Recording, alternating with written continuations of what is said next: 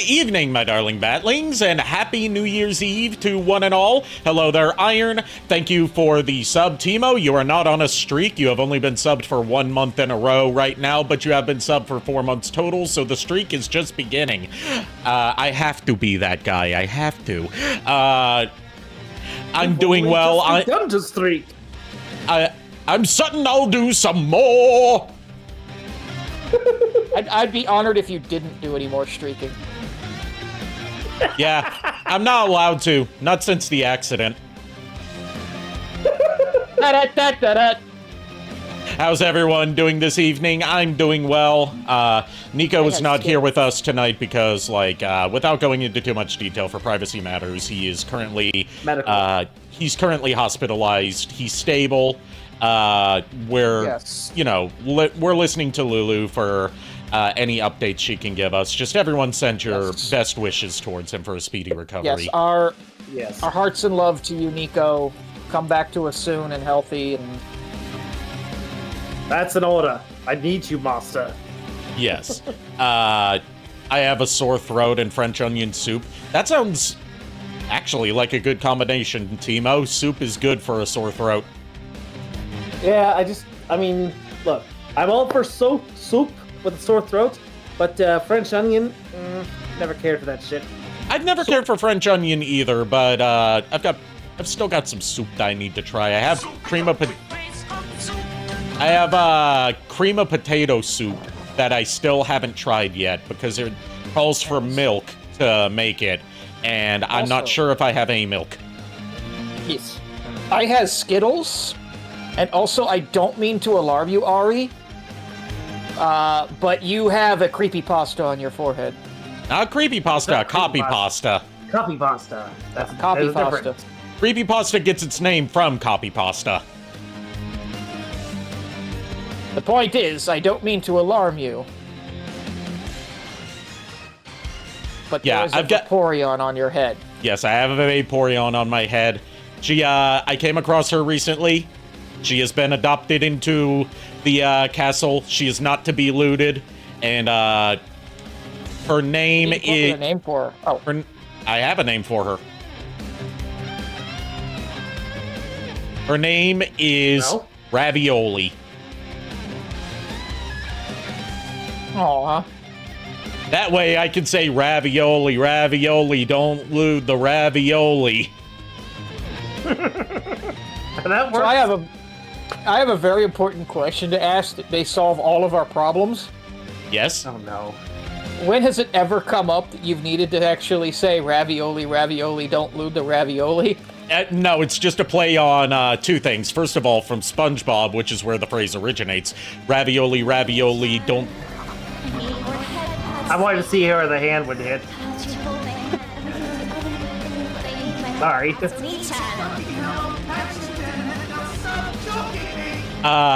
Anyway, first off, going back to SpongeBob, which is where the saying originates, ravioli, ravioli, give me the formuoli. And then, of course, what it was paraphrased into when Dragon Maid first came out, which was ravioli, ravioli, don't loot the dragon loli. I just think it's funny that the whole thing is just ravioli. Hell yeah. Also, hi there, Shadow Dragon. Hope you're having a good New Year's Eve. Hope everyone's having a good New Year's Eve. We're continuing Misadventures of Tron Bonne tonight because I need to get at least one more Mega Man related stream in there before December and the whole year is over. Speaking of Mega Man related music, we got some music from Mega Man Legends 2 playing right now. This is Bola's theme. Bola was always my favorite new character from Mega Man Legends 2, and when we get to that, you'll probably see why. Is this going to be one of those for it needs attention kind of things? No, he's just a cool dude. Oh, okay. Yeah, he's part of a duo of treasure hunters called Bola and Claymore. Claymore's thing is like, I need to find the mother lode because it's my life's journey and it'll leave my mark on history. Meanwhile, Bola's like, I've got enough money to last me a lifetime. Why the fuck are you dragging me into this? Yeah, that tracks. with that being said, it's been fine just playing Vanquish, because why not? I still need to play Vanquish. I've got like 2 or 3 copies of it. Vanquish, proving that Platinum Games can not only make good beat-em-up games, they can make more fun third-person shooters than most third-person shooter devs, and then they never went back and made any more. Meanwhile, I'm making terrible decisions by re-downloading Final Fantasy 14. 14? 14. That's the MMO. That's the MMO. The other MMO is 11, but I think that one's been shut down. Especially with that attitude. I mean, it's been around since like 2002, 2003. Yeah. I know it's shut down on PS2 and Xbox 360 at least. Don't know about the PC version.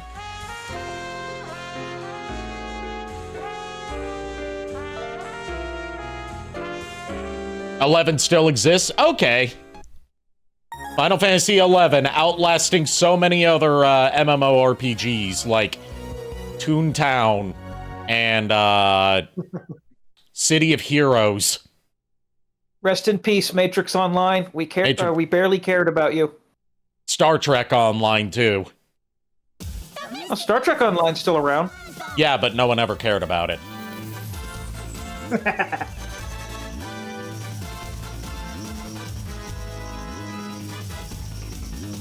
Also, I keep getting reminded that the Elder Scrolls Online is still a thing, and I'm wondering how. No one ever liked it except for it. That is oddly inaccurate. Every time I'm on there, there's like hundreds of people running around. And I wonder how that is, considering it's had, like, no sort of, like, you know, major mainstream impact like, you know, Final Fantasy XIV or World of Warcraft did, and yet still has a large, consistent player base. It seems like one of those things that Bethesda would have abandoned very quickly, like they tend to do. Well, Bethesda doesn't run it, so... Do they not? I forget the company that runs it. It's not Okay. Bethesda, though. Well, it's sub-licensed from ZeniMax. Bethesda. ZeniMax owns Bethesda. And then Microsoft owns ZeniMax.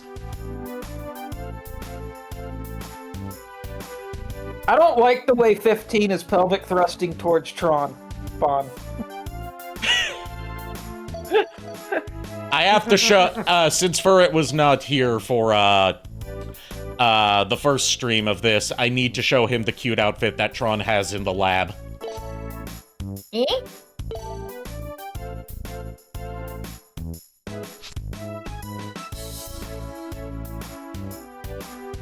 Well, that's going to do it for the stream for me, guys. I'm just going to screenshot this real quick. I'll see you all next year.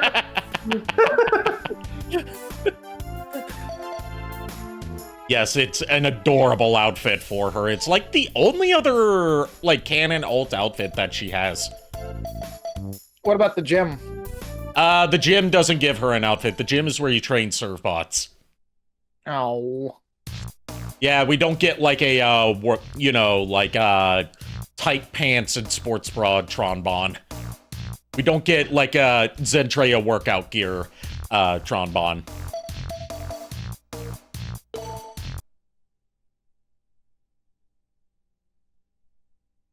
I do like the lab outfit, though. That is adorable. Yeah, the lab outfit's cute. Also because it's a different hairstyle for her. It's cute because it's got pockets. Yep. All right. We finished the first 2 bank robbery missions, and we did the first containers mission. We are next going to do our first dig out mission. And this is where, since Furret is here and he has a better range for doing Surfbot voices than I do, this is where he's gonna come in handy. So, I would have imagined Tron in, I don't know, yoga instructor clothes. That's basically what I'm talking about. I'll do my absolute best with the Surfbot voices. Just so you know, there's like 3 variations on the Surfbot voice that are all performed by the same actress. I'm assuming you're voicing Tron Bonne? Yes, I am. Okay. So first, let's check out the mission details. We're going on a dig in the Shalaka ruins, looking for the Aurora Stones.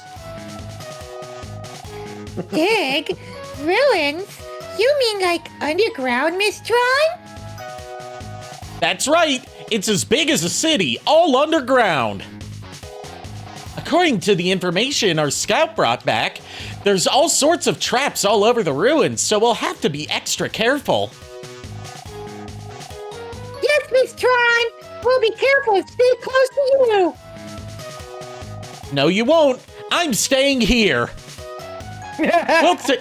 We'll take advantage of the other diggers there and get the treasure before them. People will trust you more because of your looks. That's why you're going and I'm not. Yes, Miss Tron. Remember, you're still playing as pirates. They're not like morally upright people.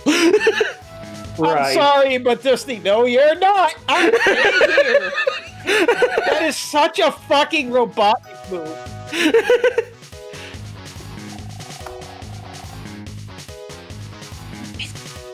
You think it's safe? Do you think it's safe? Whisper. Whisper. I'm scared of caves. Whisper. Whisper. I'm afraid of the dark. Whisper. But since I'm worried about you going alone, I'll be monitoring you using the mini robot Finkel. I'll tell you what to do using it. All you have to do is follow the beacon bombs, okay? And no goofing off. Sorry, the fucking what? Yes, Miss Tron. Beacon bombs are like, they're not actual explosives. They just mark where you want the Servbots to go. Yeah. And I had to give one a dark voice just for fun. Yeah. It's really important on this mission to listen to what people say. If you do, it'll be easier to solve the traps and puzzles. Are you ready to go? Miss Tron. All right, and here's a little preview of the robot we're using. For this mission, we'll be using the Microbot Finkel. Mini robot. Said what I fucking wanted to. But yes, that's the Finkel. It's shaped like a flying pig. Aw. And it shoots beacon bombs out of its snout. Oddly adorable. It's operated basically the same way as the Gustav, except it's snow. Weapons. I am blocking the thingy, so I can't read the word. Weapons. Weapon. Weapons. As the Servbots, the Servbots will be the ones doing the actual work. Actual work. What the fuck word is that? You need to be watching them. Use the beacon bombs to get them to talk with people or explore rooms and get items.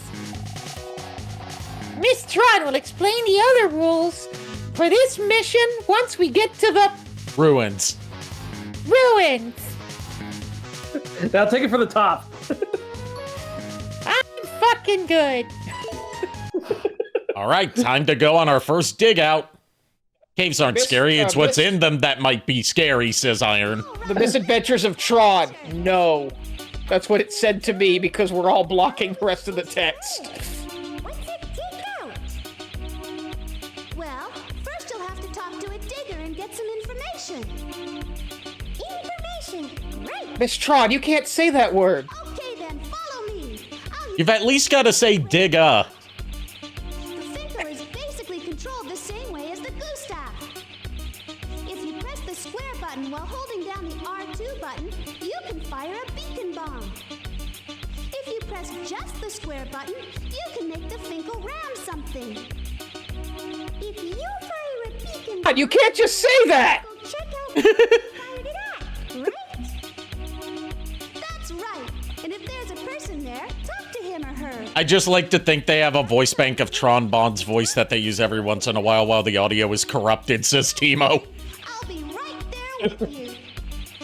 The Finkel can make a funny sound if you press the triangle button, which will get people's attention. All right, Miss Tron. We'll do our best. Okay, do you To be fair, I wouldn't mind if Tron Bonne rammed me with her Finkel. Here we go. Roger. Too bad. It's too bad, Ari, that I can't get you to move the bonk over to Furret, because that would be perfect. Yeah, that's a whole thing I have to do, and it wouldn't send him flying. Yeah. We shouldn't bonk Ari right now because it'll hurt the Vaporeon. Yeah. That's a good point. I didn't even think about what the physics would be with all the redeems on the Vaporeon. How about we don't test it? Huh? Are you fellas diggers too? Actually, you can test it if you want to. I can't actually control what you do. Treasure? You mean the Aurora Stones? You won't find any here. Aurora Stones? And this time of year, My profile picture does not match my face. Not really, but I do know that That actually kind of does. It's just, at this angle, the PS1's, like, draw distance is kind of messing with it. He doesn't look very dependable. hydrate, you bastard! Hydrate! Okay, so Vaporeon is not affected by being sprayed with water. We'll go with you. Then it's settled. Okay. My name's Dance. Nice to meet you.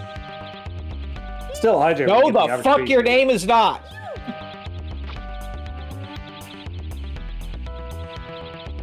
Yes, his name is Dance, and you'll learn to hate Dance. I should probably get some water too. Right now, all I've got is some coolers. Just, at least, stay here to listen to what Dance is about to do here. Okie dokie.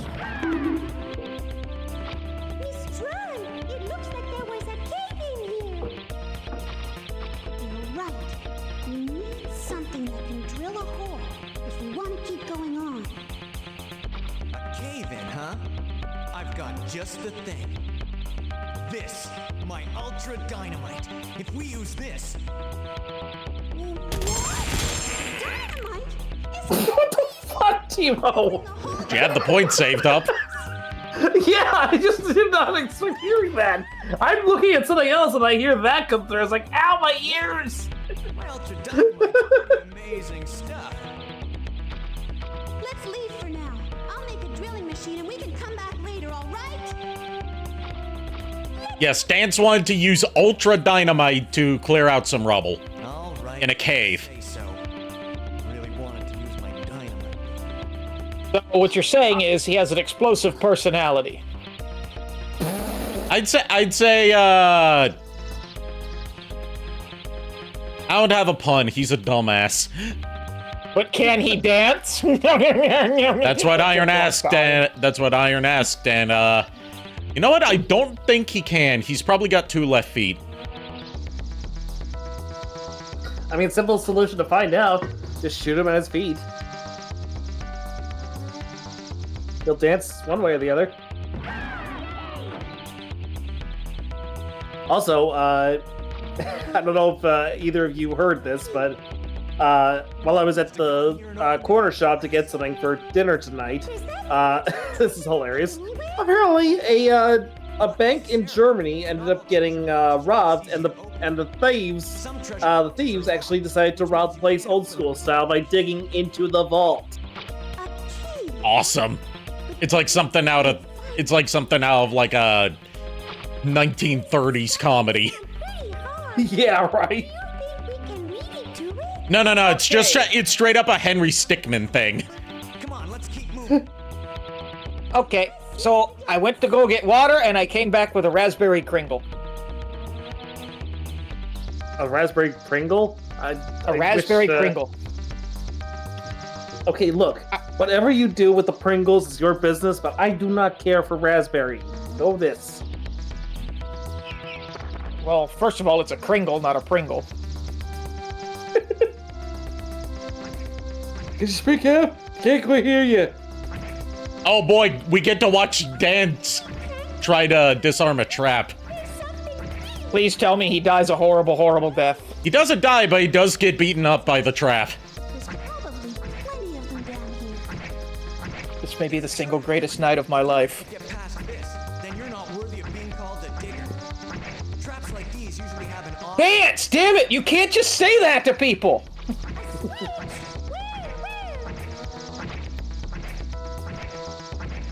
Let's see. Switch. There. Oh, we're making you thirsty, Mo. Okay. You push that. I mean, The trap should looking at me does tend to make people pretty thirsty. Ba-da-ba, ba-da-ba. That was, by the way, that was poetry, right? Poetry in motion right there. He's even got blood coming out of his nose. Rated E for everyone. Maybe you should push the switch. Hey, Dance, I don't think you quite got the switch. Maybe you should go for it again. Try. If you can't disarm a trap this simple, you're not worthy of being called a digger, he says. Listen carefully. I'll shoot a beacon bomb over there. You go push the switch, all right? But Miss Tron, what happens if we get hit by the big ball? You die. I'll time it just right so that you won't. But if I don't, well... But you don't? There's literally nothing assuring about what you just said. We'll see what happens. Don't worry, it won't happen. Don't worry, it won't hurt that much. You're whining. You understand what you have to do? This is why I love Nothing Tron. assuring about her sentences.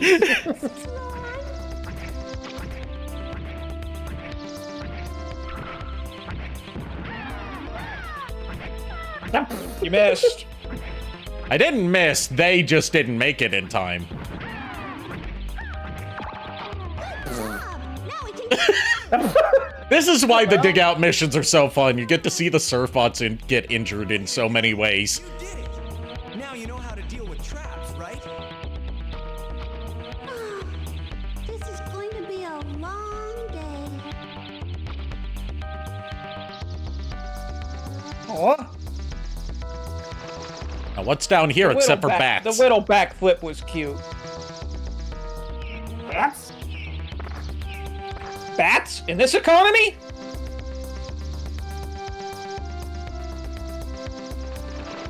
Or bats. And we found some treasure in a hole. Came from the hole. So what you're saying is it's in the hole. Yes. Grab the damn treasure! Tron, we found See, we're rich. Well, it's good. The happy dance. Keep it up. We need to get all the money we can. Yes, Miss Tron. To get Furret caught up on the plot, since he wasn't here for part 1, this takes place before Mega Man Legends. And, like, they've just built their big warship, the Gesellschaft, that we destroyed in Mega Man Legends 1. But Teasel took out a 1 million zenny loan from a loan shark named Lex Loth to build the Gesellschaft, and did not pay back his loan on time. So the mercenary Glide, who works for Lex Loth, came to capture him, and now Tron finds out about the 1 million zenny loan and plans on committing crimes to earn the 1 million zenny she needs to buy Teasel's freedom.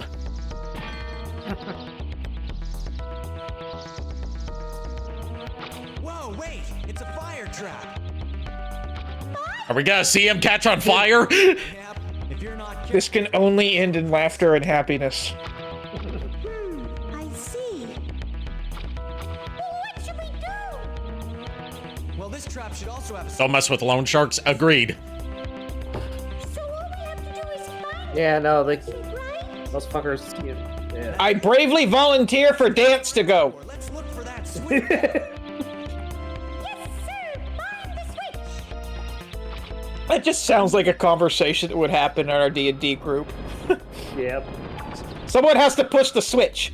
I bravely volunteer Megatronus. That takes care of that. I don't see how that prevents it from saying out waves of fire, but okay. I knew you'd make good diggers.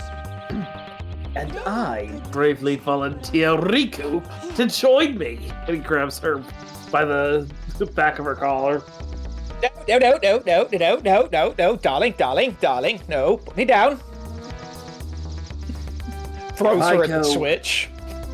Yeah, right. Oh, there's a key.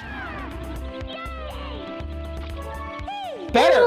It's a drawing of a key. That's a card key for a treasure box. Good job. This means you can open. It is a drawing of a key. Really? Yay! That sounds like fun! Listen to me. That's really important. Don't lose it, all right? And they're gonna lose it. Tron, we'll take good care of it. Now we have a card key in our inventory. I've already put it in a sandwich. It fucking what? You what?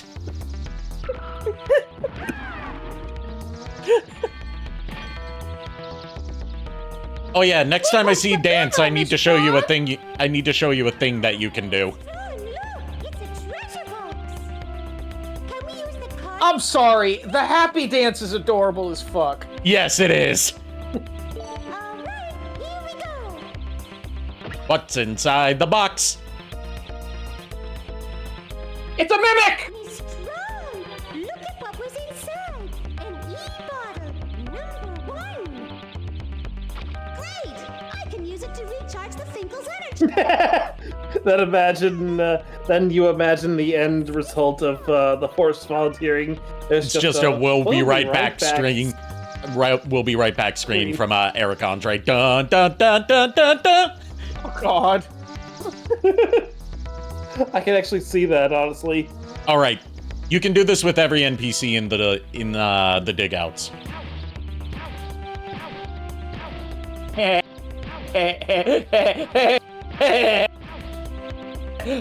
Okay, that was fun. There's a reason that the dig outs are some fans' favorite part of the game. So I don't think Dance actually knows what Tron looks like. I mean, he just... No, because he can't see her. She's back at the Gesellschaft. Right, I was just wondering, it's like if the... He can't hear yeah, her the either. little- She's communicating through radio with the Servbots. Oh, okay, so he only knows that the Servbots are working with So- somebody. He just assumes these little robots are walking around talking to themselves. Got it! Yes. He apparently doesn't even notice the Finkel. No one does. Hello there. Huh? Don't bother me. I'm trying to disarm this trap and I'm not in a good mood right now. Trap? Well, excuse me, bitch. It's up ahead. You get close and rocks start to fall from the ceiling. I can't... You can't get through. I can't 100% tell what accent you're trying to use. Southern. Just Southern. I know that. Talking to the collective known as Miss Tron. No, we're sorry. Boy, she's got a temper. Better be careful and stay on her good side. I know. This is coming from Tron. I Sounds like you've got a problem. That's several, in fact. trying to tell you. Go on. Get. Leave me alone. Yes, ma'am.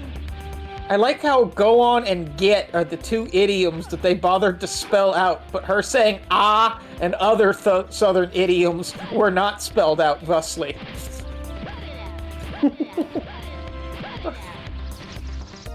She deserved that. I mean, you two would know. I mean, you guys are the Southerners here.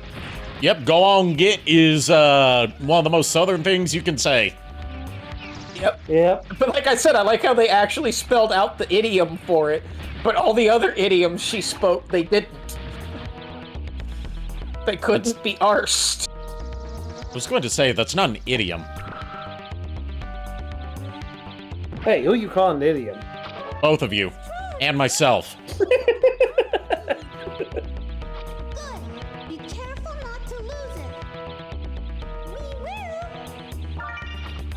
We will be careful not to lose it, or we will lose it. We will lose it. I was like, wait, what? I missed I was it. like, I was okay, looking good. up It's the like- her definition of idiom. Digger's life is a hard one, always working underground, but someone's gotta do it. Asked. What's that? You say you cleared the trap? Well, what was on the other side? Nothing. Keep her a treasure box. Don't fucking tell her that. So that's what they was hiding. You lads be pretty good diggers, eh? No, not really. Okay, they did actually spell out ye. Huh? What? What? What do you think you're doing? I'm just kidding. Sorry. We can't give this to you. Huh? You lads be a little strange. Well, don't matter. I'll get the next one. Tron's so pissed that she's about to leave the Looney Tunes circle and beat them up in person. Yeah. You see why I That's why I love laughed Tron, my right? Yeah, no, she is adorable. She gets some You even wanna know cuter why moments in it's- Mega Man Legends 2. I said she doesn't deserve to like not.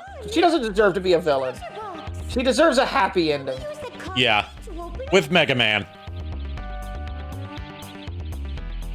All right. Here By that Then I they mean ran off and made but- microbots by themselves. by that I mean get my boy off the moon. another key I can insert. It's been 25 years, Capcom. You can use it to open Oh, that's where he's, that's the cliffhanger ending, that he's actually stuck on the moon.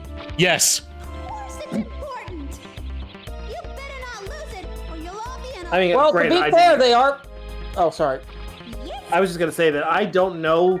I wouldn't know that because I never actually managed to play Mega Man Legends 2. I only know like the first few cutscenes of it, and that was a long time That's ago. that's the reason why the fan campaign to try and get Mega Man Legends 3 revived is called Get Me Off the Moon.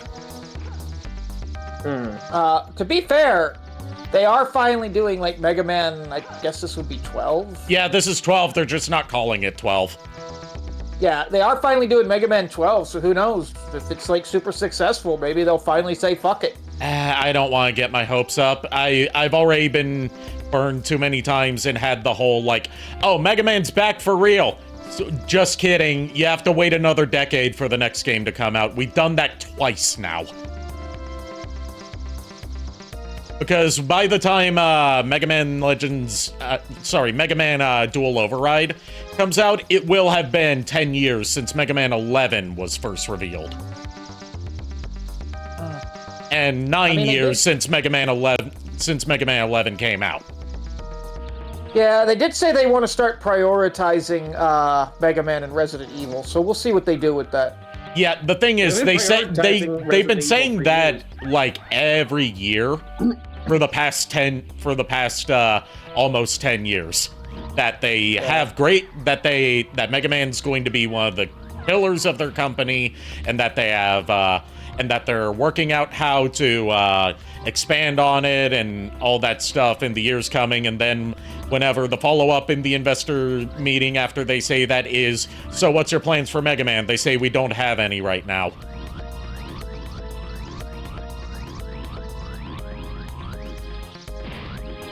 They literally do that every year. It's become a meme in the Mega Man community. This is the first time that they've had a plan that wasn't just release old games since 2018. Which was, as of 3.5 hours from now in my time zone, the correct time zone, 9 years ago. Huh. Well, you know, Ari, you're 8 kind of years ago. outnumbered here. You're kind of outnumbered here due to the fact that, you know, Fur and I are in the central time zone. That makes sense. Yeah, in the that correct doesn't- in the yeah. correct times. Yeah. The amount of people that believe one thing doesn't make it the correct thing. Observant reality does. If we just went by, like, oh, it's the popular thing, so it's objectively the best, then the Michael Bay Transformers movies would be the best Transformers media because they made the most money. Time is an illusion and a human-made construct created to explain the passage of the bright ball in the sky. You organics, your pathetic obsession with the concept of time. See, I'm glad Shadow Dragon is with me on the whole, like, yeah, I'm gonna buy Mega Man 12 when it comes out, but I'm not going to be, like, super optimistic about, like, Mega Man's back for real this time, because they've already pulled that before, and then left us on red for a decade again. Plus, like, 10 years for a game that looks like, okay, it's Mega Man 11 from what we've seen, but it's in the RE engine now, so it looks prettier. And Proto Man's here, so it's like, okay, we're back to doing the Mega Man 9 thing of, like, just throwing Proto Man in there and saying it's a new thing. And, like, it took a decade for this, and we don't know whether it's going to be, you know, another budget title that you can beat in, like, 2 hours. Yeah. Like, the more we learn about it, I'm sure my thoughts will change. But, like, Or they you might, know, the fact that we waited so long and all that it built up to was, it's Mega Man 12, instead of, like, here, let's finish off one of these, big cliffhangers. Hold on. There is no way in hell there was an actual fucking living person named Uncle Dig who just happened to be a digger. What in the actual Pokemon Legacy bullshit? The elixir of youth. There's very little data, but it has... So this is an optional side quest in the dig out missions, where you're searching for the ingredients to the elixir of youth. in this room. Why the fuck does he sound like Johnny Cash? That's supposed to be. This is incredible. He must be talking about the secret of eternal youth. There's the crystal. So we're going to, if I remember to complete this side quest, you only get one shot at it because you can't replay the old levels. We're going to uncover the elixir of youth. Nice. 1, 2. Wow, the elixir of youth. I have to find the other 2 crystals. Something tells me he'll need our help. Oh well, come on, let's go. He needs a lot of help, Tron. Probably that he's an incompetent moron. Tron, honey, he's beyond help. Yeah, nah, he's not worth helping. Don't worry He's your not pretty worth the little brain head cells. over helping dance. He's not worth the brain cells. Hey, what's happening? What is this? Miss Tron, are you alright? I'm fine, but I can't move any further unless we do something about this. Wait a minute. I would really rather they not do this. I bet if it's pushed, this trap will. This is the only time they do this kind of trap. Okay.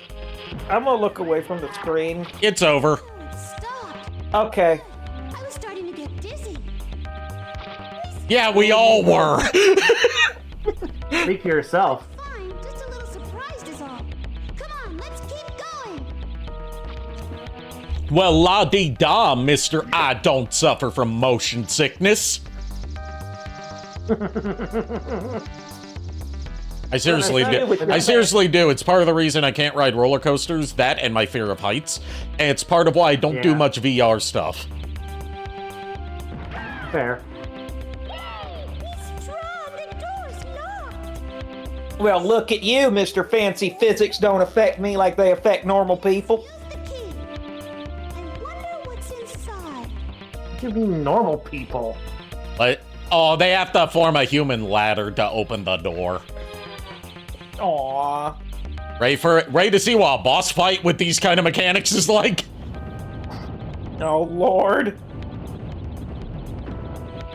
Can carbons even get motion sick? Yes, they work just like humans, except their bodies are modular, which is how, like, you know, the whole armor stuff works. Oh, hello. Shut up. You guys have Tron. Looking for the Aurora stones. No, he has roll. Yes. Yeah, that's right. You No. have roll. No, I don't. Quiet. roll from this game I don't care for. It's roll.exe I care for. But yes, this is Pearl. What? Yeah, she is. Inside here? Well then, what are we waiting for? She can be my Pearl.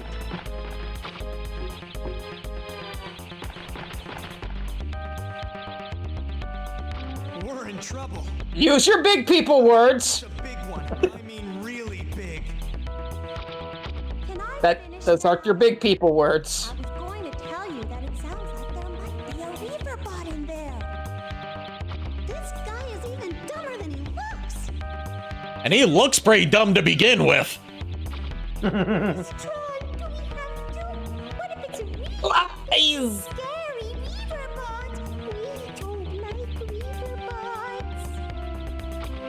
What are you saying? We can't give up after coming this far. The treasure we've been looking for is in there. If you don't get it, I'll have to punish you all. Yes. And trust me, you would not enjoy her kind of punishment. Like I said, there's an unlockable torture room. Look at the size of It's not the fun kind of torture. that. Don't give Is up it math? Think. Use your You'll see. We'll probably unlock it tonight because this game's pretty short. floor. You can use those to beat it. We're scared, Miss Tron. Oh, be quiet. Stop whining. Go get that reaver bot. Eat 'em. Now we just need to lure him near one of the switches and... I just happened to look at the castle. Cloud Sato just went live. Okay. So Notification I haven't done. if they're still live by the time I finish tonight, we'll raid them. Yeah. Pass the New Year's vibes onto them. Yeah. And with that, I'm gonna go get me some snacks. You're gonna get some snacks during a boss fight? No, actually, I'll wait. I'll wait. Boss fight's pretty short. It's a really simple puzzle. Also, you can deal, not only can you deal damage to the boss with, you know, the fire traps, but if a on-fire serve bot runs into the boss, it also counts as damaging them. And he just activated all those switches himself and killed himself. Unlike Jeffrey Epstein. What, no applause? No joke? No laugh? Don't too soon me on that! Don't you dare!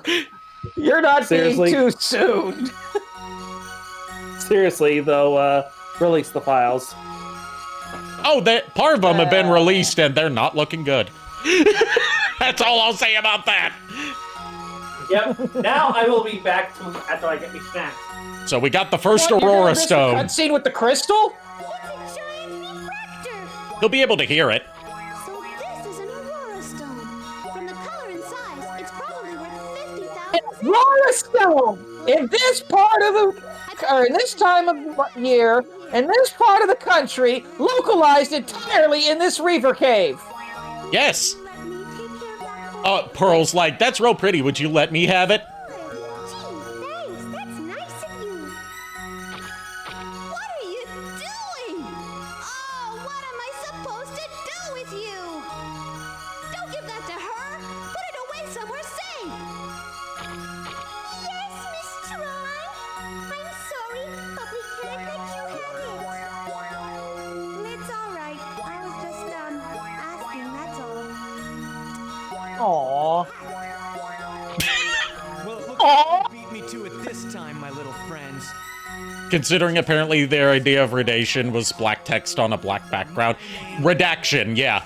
Yeah, not even black text on a black background. They did, like, what happened was basically their subscription for Adobe Acrobat Pro got canceled earlier this year by Elon Musk.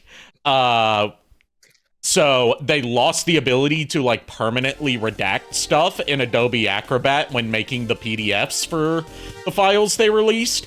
So it's just black highlighter effect in Microsoft Word over black text, which means if you copy it into Microsoft Word and just undo the black highlighter, you can read what's redacted.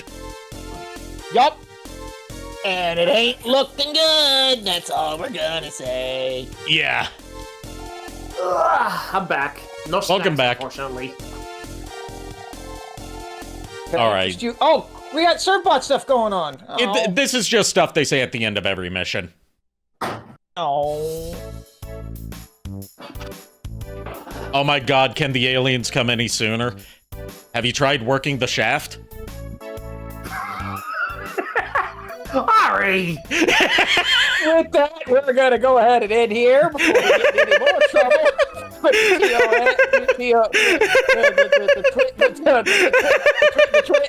The Twitch thing.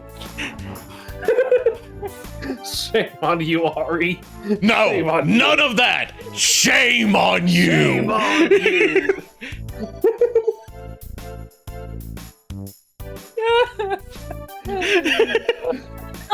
Are you okay over there for it? Am I ever okay? See, Timo's playing along with it. The shaft, the probes, the dongles, the knobs. How much further must I go? I mean, you could always get ET on the phone. Nah. Think about the roaming charges on. I don't imagine he has the best travel plan for his phone service. Long distance calls would be a bitch. One of my favorite ET jokes of all time comes from, of all things, Muppet Babies, where they're doing like a space episode, and ET hitchhikes with them. Okay. And one of the Muppets says, "Hey, aren't you supposed to phone home?" Line busy. Well then, Timo, that's why you should invest in the Eggman mobile service. We do intergalactic. Even interdimensional. You do intergalactic, but do you do planetary? Yes, of course we do. I just noticed she's not wearing pants in this skin. Yeah, Nope. Yeah, it's a whole different outfit. Yeah. She went to the lab and took off her pants. She's wearing a dress in this one. Like a mini dress. I legit fucking thought it was just her damn shirt. It's a mini dress, whereas this one is, is a shirt with like a crop jacket and some leggings, and that, for lack of a better term, crotch plate. So are we gonna talk about 19? I may not be able to appraise things like number 14 can right now. But someday I will. I'll work hard. I read that horribly wrong. I'm going to work and study real hard. Metallic cod piece. Pretty Yes. much. That way I can help you even more, Miss Tron. Fun fact, the character designer and lead artist for the Mega Man Legends series got fired from the Mega Man Legends series. You know what? If y'all hadn't pointed out the fucking thing, I wouldn't have noticed it. But now I can't unsee it. But yeah, the lead artist and character designer for the Mega Man Legends series got fired from Capcom for doing hentai of his Mega Man Legends designs. Because they apparently didn't know he was also a hentai artist. To be fair. Understandable. Anyway, we gotta sell some of the stuff we got from the crates mission. So we're going to be selling the pork, the fish, the curry, the steamed hams, the comic, the lunchbox. We can't sell these because these are key items. And we're not going to be selling the e-bottle. Okay. Don't have any items? You don't have any items. You don't have any items. Oh, I see. They stay on your list until you exit that screen and then go back in, and then they're gone. And we're going to buy some more e-bottles, and because we're gonna need them for upcoming missions, especially e-bottle number 2s, because those heal more health. It's the smile, man. It's the little smirk and the little smile, you know? Yes. Not to mention the swirly, nerdy glasses. Yes, the swirly, the Melvin glasses. Yeah. You know what I'm referencing with that, right? It's very... Sailor Moon. Yeah, technically his name would be Umino, but, you know, the Deke dub called him Melvin, and that's why I've seen the most of. Because I watched that with my sister one year, like, up to the episode where Sailor Mercury's introduced.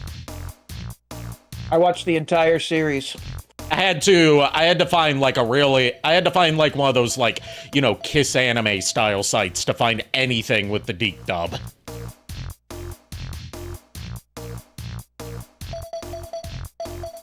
That's okay, I Mandela affected myself with that fucking show. When do you not? I mean, to be fair, yeah. Fair. All right, time to do some gym training. We're going to do attack level training. You know how Sailor Venus is like my whole... Oh, sorry. This is my you want to hear the rules of the training game? All right, basically we have to throw bombs at targets. Okay. But you know how Sailor Venus is my girl from that, right? Yeah. The first, I swear to God, I have this memory in my head, this very distinctive memory of the first time I ever saw her on screen. She was sitting in her bed with, like, her feet kind of, like, curled behind her, like, you know the pose I'm talking about. Yeah. Kind of thing. And, what's his name? The cat. Hers would be Artemis, yeah. Yeah, Artemis comes up and bites her on the foot.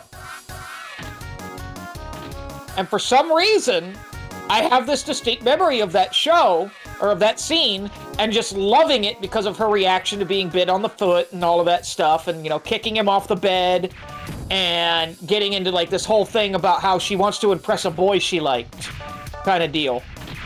Yeah. That shot never fucking happened in the history of the series.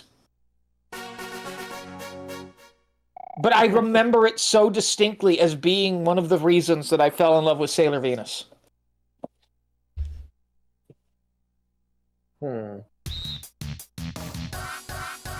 Is there anything you haven't Mandela affected yourself on, is my next question. yeah, I will die on the Skarmory Hill. it is not Gen 3. 100% was Gen 3. No, it wasn't. I was there for Gen 2. It was. Wasn't really there for Gen 3. Yeah. Apart from Coliseum. The one thing I will say that I find to be a really stupid Mandela effect is the whole, did Pikachu have a brown tip on his tail? Yeah. Like, nah, he never did in the history of ever, and I don't know where people are getting that from.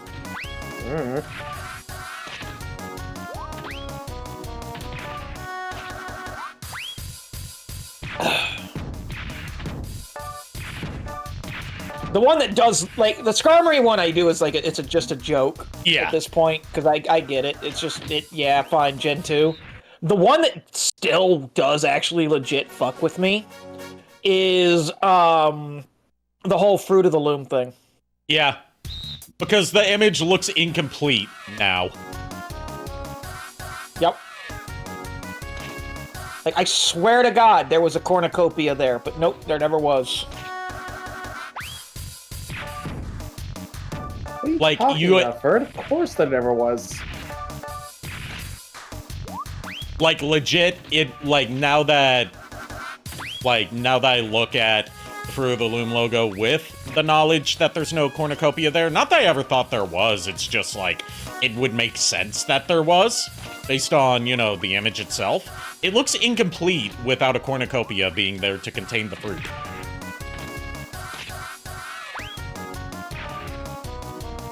Exactly. I mean, there's a couple Mandela effects that do, like, legit mess with me, but none more than the cornucopia one. That one hurts my head. So I just, I'm kind of like thinking out loud here because I remember it's getting close to that time I need to do this. Sometime in the next few days, I need to actually go over to my local comic shop and set up, basically get my whole thing on the books for free comic book day. This because they May. they want to, this coming May because they plan everything out like way off in advance, like at the beginning of the year. So they said come back at just after New Year's and we'll get that on the books. Okay. So, yeah, because I'm going to be setting up a table there for the Extra Life thing. And I'm also going to, while I'm there, I'm also going to pick up my comics that are waiting for me. Because if I don't pick them up in the next few days, they're going to just reshelve them. Which is fair, because I haven't paid for them yet. Apparently, speaking of comics, because you bought some comics at Brothers. Yeah. When I went to Brothers to pick up that NES Classic, which again, got that for a steal. Yeah. They told me that it was like, that I came at just the right time to pick that up. Because they had gotten a call from someone a few hours ago asking about it. So if I didn't get there when I did, someone else would have bought that underpriced NES Classic, and I would have missed out on my only chance to get it. Damn, dude, I'm glad you got it, though. Yeah. I've already modded it to put some more games on it, as Ferret saw yesterday. Hell yeah. That reminds me, I have a PS Classic, you poor unfortunate soul. I have one too. Same. Alright, so here's a random, just for funsies, guys, just for fun. Here's a random Mandela effect. Have you guys seen the movie Forrest Gump? Yes. No. Okay, then JKR's disqualified. What is the most famous quote from that movie? Life was like a box of chocolates. You'd never know what you're gonna get. It's okay, so funny enough, you actually passed the Mandela effect. Yeah, a lot of people think it's, life is like a box of chocolates. Yep. But he says, Mom always said life was like a box of chocolates. Yep. Timo said run, Forrest, run. Okay, yeah, no, yeah. Yeah, okay, that's another one.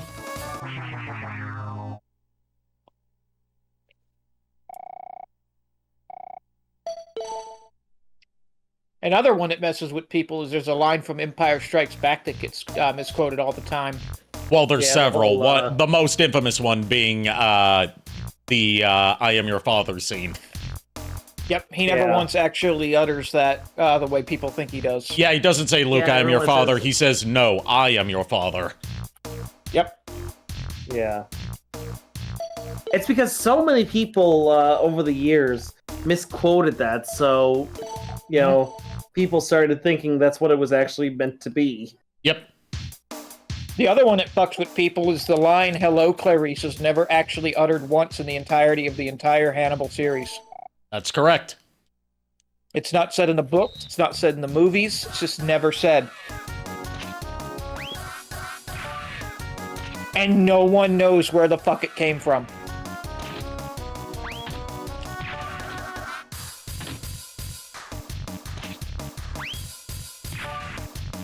There's this, there's this, holiday special, speaking of, stuff we did over the holidays, as a topic I wanted to do. There's this holiday special that I used to watch all the time as a kid, because I had it on VHS, and I loved it so much, called Olive the Other Reindeer. And no, that's not where my dog Olive got her name from, it's just a happy coincidence. All of the other reindeer. Yeah, it's not on any major streaming services. The only one it's on is, some no-name streaming service called Hoopla. Gesundheit. And thankfully, it's been uploaded and even restored by fans on YouTube, because there's not even like an easy to get a hold of like home media release right now. So we watched that this year. And like I missed out on so many of the more like not necessarily adult jokes, just more like jokes that only the parents would get, not in terms of them being like ooh a bit rude or anything, but just more about like, you know, the Penguin is selling bootleg Rolexes, or Yep. and then there's the payoff for that with like when they see Big Ben at the end, the clock tower says Rolex with 3 X's on it.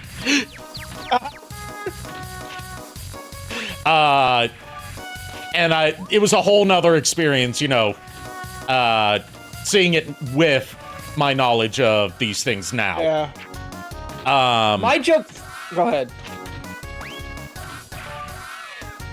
But yeah, that was a whole fun experience. But Hell yeah. It made me realize Matt Groening needs to do more like family-friendly kid specials, because they're really good for the entire family. Right. Not just, you know, the adults or the kids. It's like the only one he did. Yep. I think ABC or Fox aired it over a decade ago. It was Fox. Yeah. Stupidly enough, my joke on that went over my head as a kid, but as an adult, it makes me laugh every fucking time, is when she's talking to the bus driver. Yeah. And he makes the whole comment about how he fully understands her misunderstanding the whole all of the other reindeer thing. Yeah. Because he thought for years that the Pledge of Allegiance was about him, Richard Stans. Yeah. There's another one. There's several jokes like that. Another one that's is a bit easier for kids to parse, which is like when they go to the North Pole adjacent bar, you know, like the biker bar, to try and get a ride to the North Pole. The barkeep's name is Round John Virgin, and she's like, "Oh, like in Silent Night."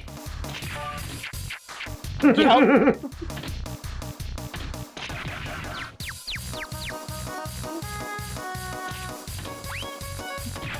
Also, it freaked Olive out because she heard people calling her name and she didn't know where it was coming from or who it was. Aww.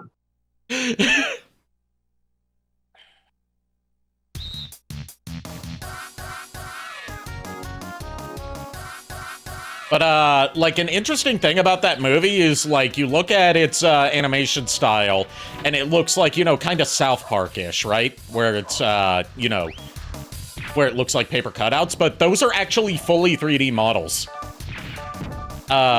They were just, it's just the shot framing is made to always make them look like they're flat 2D images. Yeah. It's basically the same optical illusion that they pull with Mr. Game & Watch in Super Smash Bros., where he's a 3D model, but the camera angle makes him look like a flat 2D image. Yep. I hear a widget, speaking of Christmas doggos. Yeah, I don't know what she's borking about from down below. I just know she's borking about something. I think she hears the neighbors next door. Because they tend to get a little loud during the holidays. Yeah. Which is fine. But Like, all that to know. say, like, I didn't know the voice cast as a kid, and I wouldn't have known who any of those people were anyway, because, you know, I was a kid. Am I about to rabbit hole? Ed Asner played Santa. That I knew. And that prompted me to remember my favorite thing that one of my two favorite things that Ed Asner has ever done. And I am about to bring it up on stream for you guys. It's from like a making of DVD bonus feature for the movie Up. Which is probably what a lot of people of like my generation and younger know him for. Said though, this special was like very much like celebrity heavy. Holy shit. Yeah, Drew Barrymore plays Olive. Yeah, Drew Barrymore is Olive. Dan Castanella is the postman. Yep. It's very obviously him because you can hear him accidentally slip into Homer Simpson a few times. Yep. Tim Meadows was Richard Stans. Yep. Peter McNichol, who people probably will know more as the crazy guy from Ghostbusters 2, was Fido.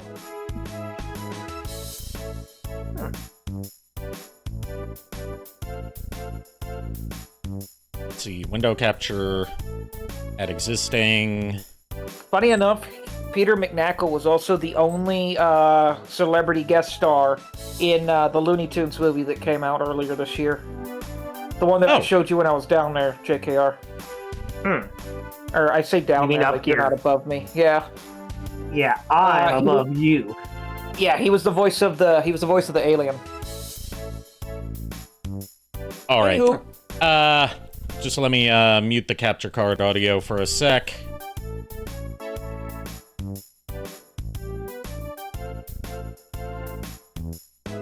And yeah, this is one of my two favorite things that Ed Asner has ever done.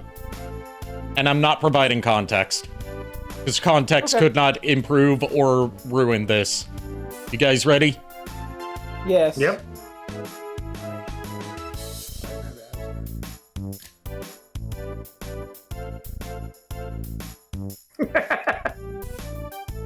You can't put up.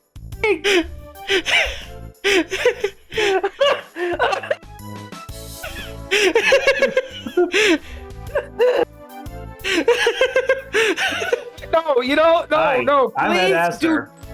do not ever in the history of ever provide context. Somehow, some way, that makes everything 100% fucking better when there's no context to that. I'm Ed Asner, and I'm in this Disney movie. Pulls out a fucking knife. Not just a knife, a switchblade. Those things are illegal. Fucking switchblade. And this is it. All I know, I haven't seen the full thing myself. I just know that's from like a DVD bonus feature for like the making of the movie Up. Yes.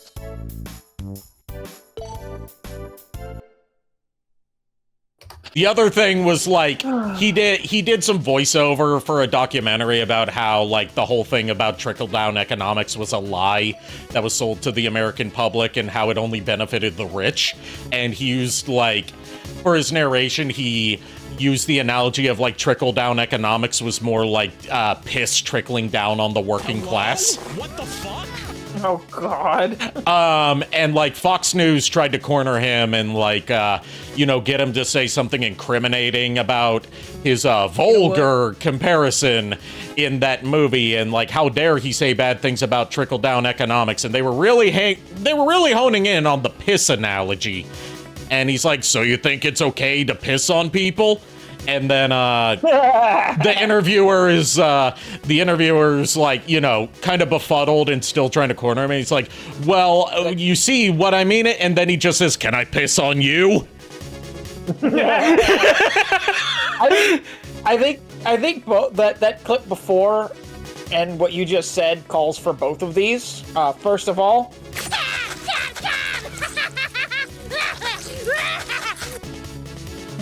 the switchblade.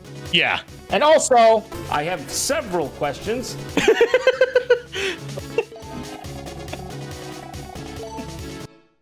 All right, the next mission we're going on is the ruins, which is the ruins that had the treasure Teasel was trying to find that is worth 1 million zenny. But he got captured right at the gate of the ruins. All right, let's get this mission meeting started. This is it. We're going to the Nakai ruins. Try and find Deanna's tear, right? That's right, but this is going to be harder than any other dig we've done. I mean, even Teasel wasn't going to try it alone. He took Bonne with him. Oh yeah, they captured Bonne too. So they got both Big Brother and Baby Brother. how did they not get her? Because she wasn't She there. wasn't there. Ah. Does that mean we're going to give up? No! We might not be able to get it on the first try, but we'll keep trying again and again until we get it. Still, we need to be careful and retreat if things get bad. If we run out of energy in the ruins, we'll lose everything we found, so be careful. Alright, let's go! Yes, Miss Tron! And we're going to be using the Gustav for this. So there's no need to go over the robot we're using. The Gustav, for its context, is the robot we'll primarily be using through most of the game. But we've got it painted up in a custom paint scheme since we unlocked the artist ability for one of the serve bots. So he can paint the Gustav different colors. The default color scheme is like, you know, Tron Bonne colored, where it's like shades of pink and mauve. Aww. But, you know, last time we played this, I chose, like, the darker, Yeah, you don't red get colors. to you don't get to preview the color schemes before you choose them. You just pick them based on their name. This one was called Villainous. And you can unlock more color schemes based on stuff you find in the ruins. Like we're gonna have JKR. we're gonna have to come to the ruins several times because you can't beat it all in one run. You can't beat it all in one run because there's certain items you need to craft that require parts found in the ruins. Fair enough.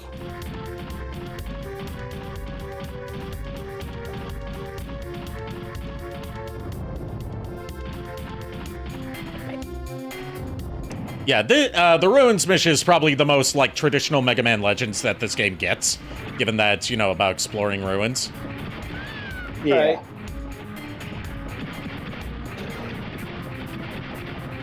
And, only one that regularly... Well, this and the Dig Out are the only ones that regularly feature Reaver bots as enemies. The other stages, like the bank robbery and stuff, feature their own custom enemies. Nice. Also, once again, the soundtrack for a Mega Man Legends game is a banger, but it would be wrong if a Mega Man soundtrack wasn't a banger.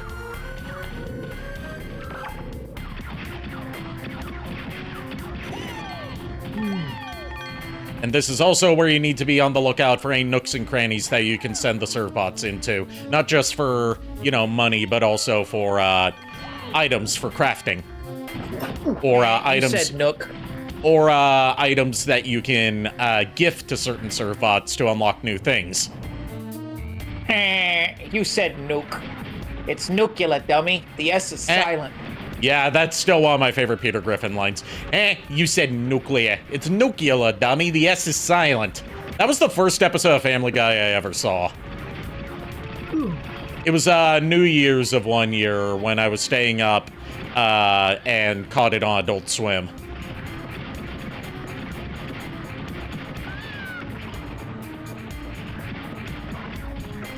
And of course, it was when I was too young to be watching a show like Family Guy. And I didn't even know it was Family Guy, because I, like, somehow didn't catch the opening title sequence.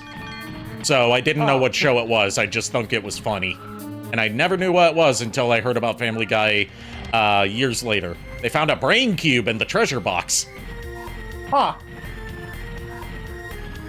A brain cube. You use it to raise a servbot's intelligence level. Brains! Zombie eat brain, but zombie will not tolerate injustice. I wouldn't tolerate injustice either. Just look at what Injustice did to Superman. To be fair, Injustice 1, amazing game. Injustice 2, fucking garbage. A lot of that bogged down by the fact that they were like, hey, let's just make this game one big giant microtransaction. Like a lot of, NetherRealm stuff. I was going to say of the time, but no, even today. To be fair, the recent Mortal Kombat game actually does have a pretty damn good storyline to it. Yeah, I'm just talking about the monetization. Yeah. To be fair, that's also kind of just Warner Brothers in general lately. Yeah. Yeah. And since the Paramount buyout didn't go through, it looks like Netflix is going to be the one to buy them. Good. Which, that's actually not at, like, when you look into the details of the buyout, you learn that, like, oh, it's not the big saving throw that some people were hoping it's going to be, because Netflix is only looking to buy their film division. They're not buying their game studio or their cable assets. So they're not buying HBO, they're not buying Cartoon Network, any of that stuff. That would still be with Discovery. They're just buying the Warner Brothers film studio. Plus, even if at least it did. Even if they did buy WB Games, Netflix itself shut down its gaming division like earlier this year, so there's no guarantee that they would even keep that open. Yeah. But I was gonna say that, I mean, at least for now, it's out of Paramount's hands. That's what's important. Yeah, Paramount was looking to buy all of their assets, not just the film studio. Basically, like, it wasn't gonna be good no matter which of them bought it. Yeah.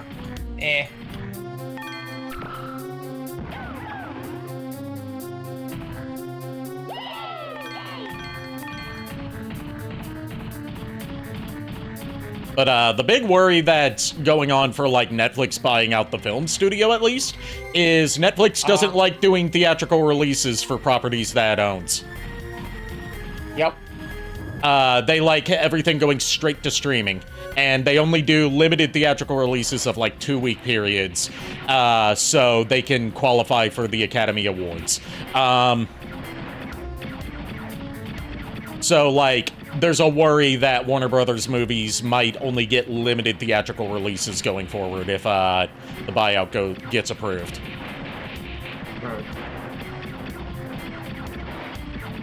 Which, you know, the theater chains are up in arms about. Yeah.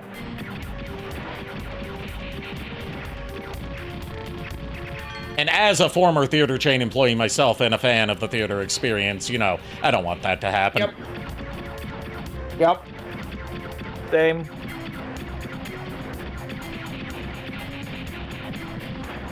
I do know that they're pissed at Blumhouse right now.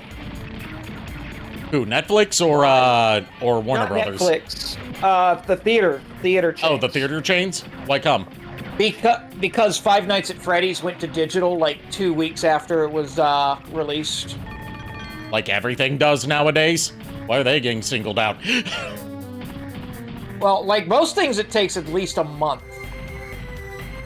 Five Nights at Freddy's literally went 2 weeks. And, like, the theaters went up in arms about it. Like, why would it go that, why that fast? What the fuck? To be fair, though, their argument was pretty valid. The original Five Nights at Freddy's was never actually meant to have a theatrical run at all.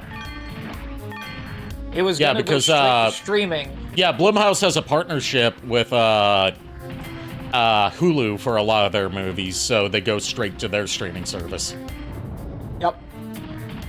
So, it was like, apparently it was always part of the plan that Five Nights at Freddy's 2, because of fan demand, was gonna have a very limited theatrical run.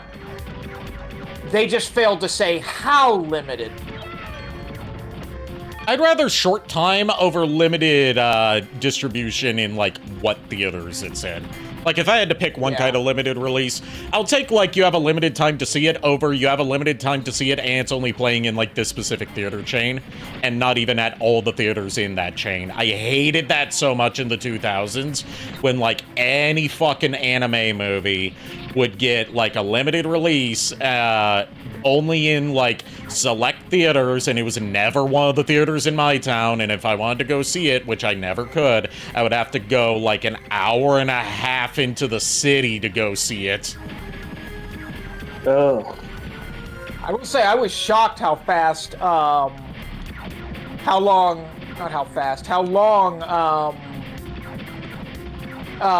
Chainsaw Man was in theaters. That one was in theaters for a very long time, and I'm actually very happy about that. So am I. Like, I would like if anime movies just got regular distribution, like, or just foreign films in general just got regular distribution, like, domestic American movies do. Instead of, like, only getting, you know, limited time release, Fathom events showing in select theaters, like... Yeah, like what we used to get. Yeah, like we still kind of get today. To be fair, yeah, because they did that with the Hatsune Miku movie. Yeah. Yeah, it seems to depend on, like, whether they view the property as worthy of getting a regular release or not. And that itself is its own, you know, elitism argument. Yeah, you wanted to say something, JKR? Sorry. No. No, it's nothing to do with you guys. I'm just trying to see something online. I'm having difficulty dealing with it, so I'm not going to bother with it right now. Okay. Just like, fair enough. It annoyed me too much. I was just like, yeah, no, not worth my trouble. I get you, yeah. No, you guys are fine. I wasn't trying to say anything. Okay. Which, by the way, if you guys ever get the chance to, I 100% recommend watching the Hatsune Miku movie. Yeah, it's supposed to come to streaming and maybe home video sometime next year. We just don't know when. Yeah, I mean, it's available to buy on Prime right now. Okay. It's like $15. Okay. There is no English dub of it. Right. They did that on purpose. And I'm fine with that. Not everything needs an English dub, but if there is an English dub, I'll typically watch that instead. I give them credit for why there's no English dub. They said that the reason that there is no English dub for it is because, one, Hatsune Miku is 20 years old this year. Yeah. I believe. I think it was like the 20th anniversary. 18th anniversary. 18th? Okay. Yeah, it was done for the 18th anniversary of Hatsune Miku. And two, they actually brought back the girl that did Hatsune Miku's algorithm voice back to record like new dialogue for the Miku who could not sing. So this was like the first time in years she'd, done any voice work. Yeah. So in honor of her, they wanted to make sure, that, audiences were getting, her experience and not like some random English voice actress brought in. Yeah. To voice Miku, even though Miku does have an English algorithm. Yeah. And the English voice bank being the word you're looking for, not algorithm. Is still the Japanese actress. It's not a separate voice actress providing English audio.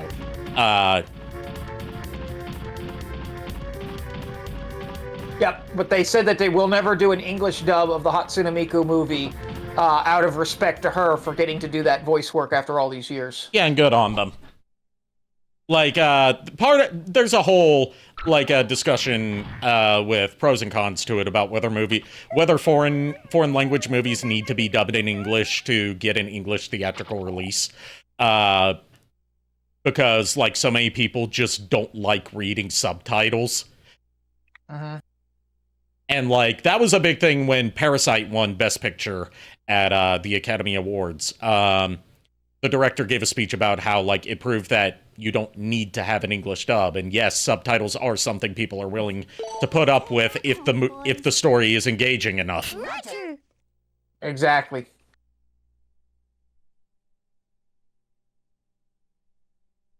Also, I blame that movie and Fortnite for me getting into Hatsune Miku lore. Also, my friend Phaser Shift.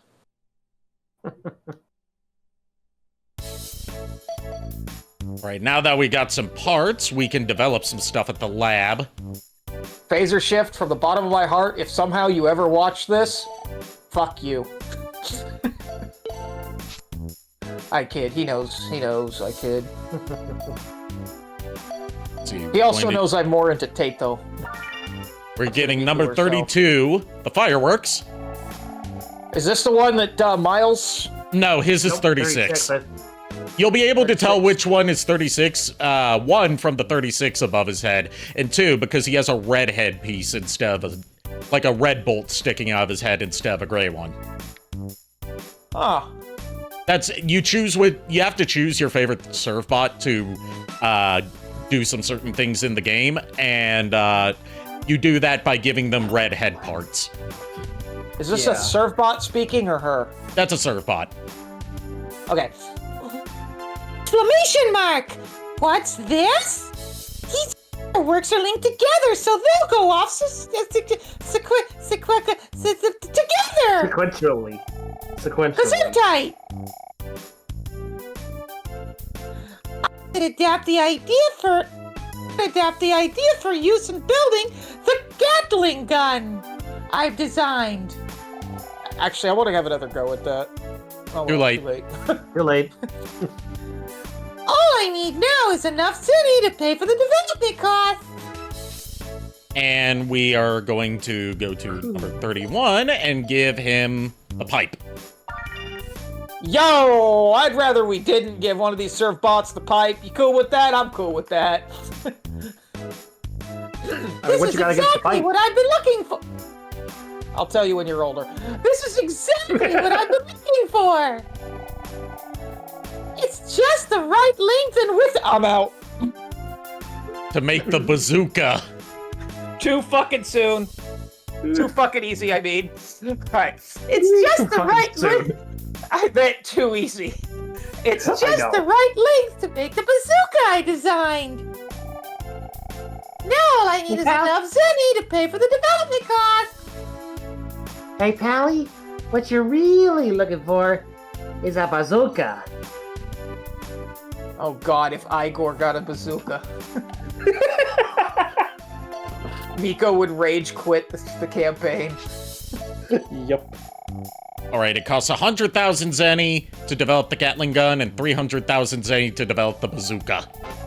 We are gonna develop both. The item Bonnie bazooka. is ready. On bazooka. The item Gatling gun. is ready. It's not Bonnie. We're not talking about a, I still insist fake boo, but,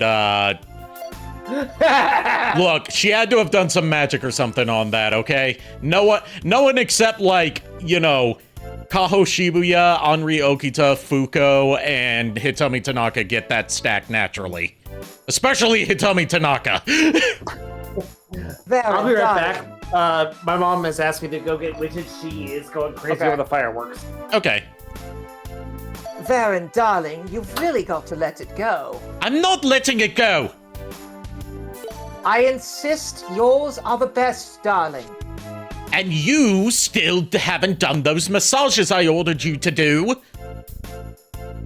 Mainly because I've told you 1,000 times anime is not real and it doesn't actually exist. I don't know what a woman named Anime has to do with this, but do it. All right. All right, number 30. Beautiful, you stupid. Number 35 is the one that, okay, so he doesn't need the design magazine. Let me see what the design magazine is, first of all. I have to take it to the appraisers, don't I? God damn it. Yeah. Alright. The design magazine. If you give this to a certain... Thanks! That helps so much! I also have this idea in my head that, like, at the end of the campaign, Riku ends up joining Varen's crew and is way too fucking into it. Perfect.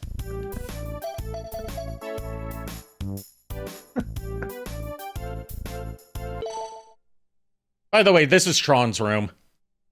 Should we be in here? It's her room, so yes. She's going to her room. I found 36. Yeah, there's 36. Miles chose him because he has ambition to become better at playing music. Aww. He also decided when Tron was taking a nap that since he was the one in charge, whenever she's away, that means he should go out on a mission himself. So he went to the casino and gambled and lost. Oh, God. Alright, okay. Ready to talk to him. Oh, I thought you was gonna talk to him. Number 40's the one I need to give the design magazine to.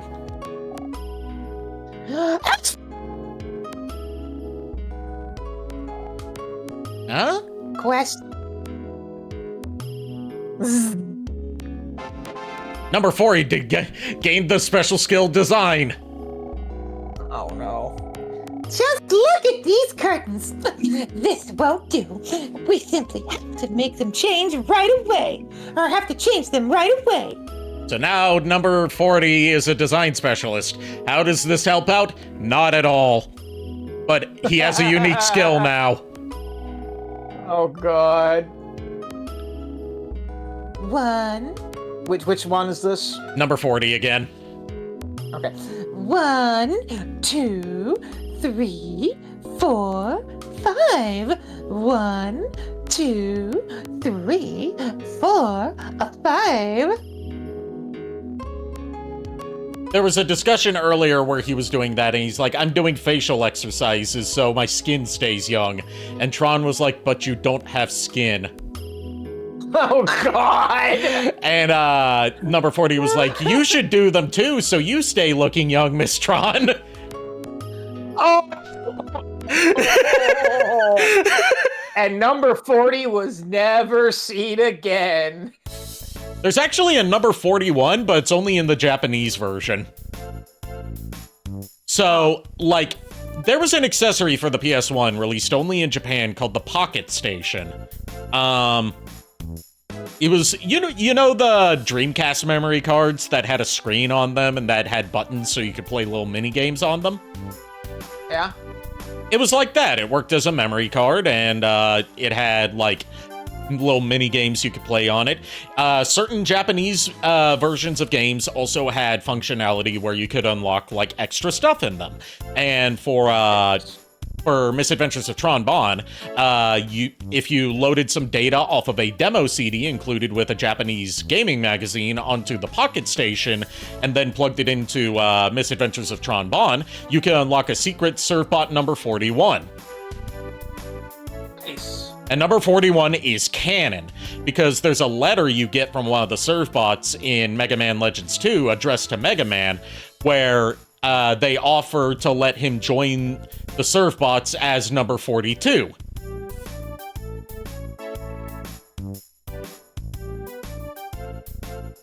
Oh, yeah. And now you know! Spyro the Dragon's Japanese version also had some integration with the Pocket Station, where it also kind of ended up fucking up the game as well, because, like, you've played Spyro, right? Yeah. So you know, like, how the hit point system works. Like, your Dragonfly buddy Sparks, he starts out yellow, then you take a hit, he turns blue, take another hit, he turns green, take another hit, he disappears, and then take another hit, you die. In the Japanese version, he is always green, and how much health you have is dependent on the color of his sparkle trail that he leaves, and that's because the Japanese version of Spyro, is one of the many bad changes they made to it, integrated Pocket Station stuff, where you could collect dragonfly eggs throughout the overworld now, which you could load onto the Pocket Station as basically a digital pet, and you could load them into the game to change Sparks' color to stuff that, you know, he normally wasn't, like red or other things like that. Or, you know, just make him yellow. Wow. The reason Spyro never caught on in Japan and I do plan on streaming the Japanese versions of Crash and Spyro at some point, is because they made so many changes to the Japanese versions of Spyro 1 and 2 that made the games objectively worse, that Japanese kids in Japan thought Spyro was just a bad game. So, no other Spyro games up until Reignited Trilogy came out in Japan. Wow. Yeah. that sucks. Yeah. So we're going to do another dig out mission. Hell yeah, we are. Let's go over the details, as we do. Okay. This time, we're going after the Aurora Stones again. There's still 2 more left in the ruins, so I want you to go get them. But this Tron, we went everywhere we could last time. That's why I built the Surfbot borer. You Remember- did the fucking what? Remember that place in the ruins where the ceiling had collapsed? Yes. Can't you remember anything? Anyway, I want you to use the Surfbot borer to dig deeper into the ruins. Oh fuck, he's back. Welcome back. Don't forget to talk to the diggers and have them help you.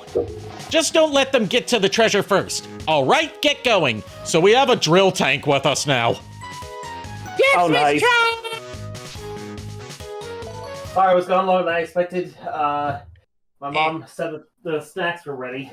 Okay, Snacks. All right, let's Yeah. go try. there's our drill tank. Well, you're... We're going to where the Did you bring Okay, any? that's Did you bring any adorable. for it? That's right. Let's go. I mean, I got some delightful deviled eggs. Tron. Delightfully Snacks devilish. He can't eat deviled eggs, you know that. He's a Christian. That's satanic. Oh, yeah. You want us to dig a hole here. Hey, yeah, that's right. That's right. Blast those rocks out of the way. I love the Surfbot borer just because of the sounds the Surfbot driving it makes whenever they dig into stuff.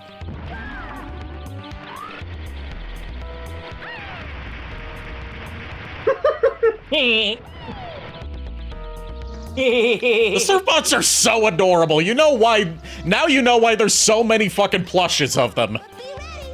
This is where things get really And why they were such a huge deal in Dead Rising. tricky. Yep, and that's also why they use the Surfbots as like a sort of test for people that apply for jobs as modelers and artists at Capcom. They have them try and make a 3D model of a Surfbot from scratch. And the reason they use this as a test is because the Surfbots have very specific proportions. And if they get them wrong, it shows that they don't know the Surfbot design well enough and could potentially fuck up other models. Oh shit! Yeah.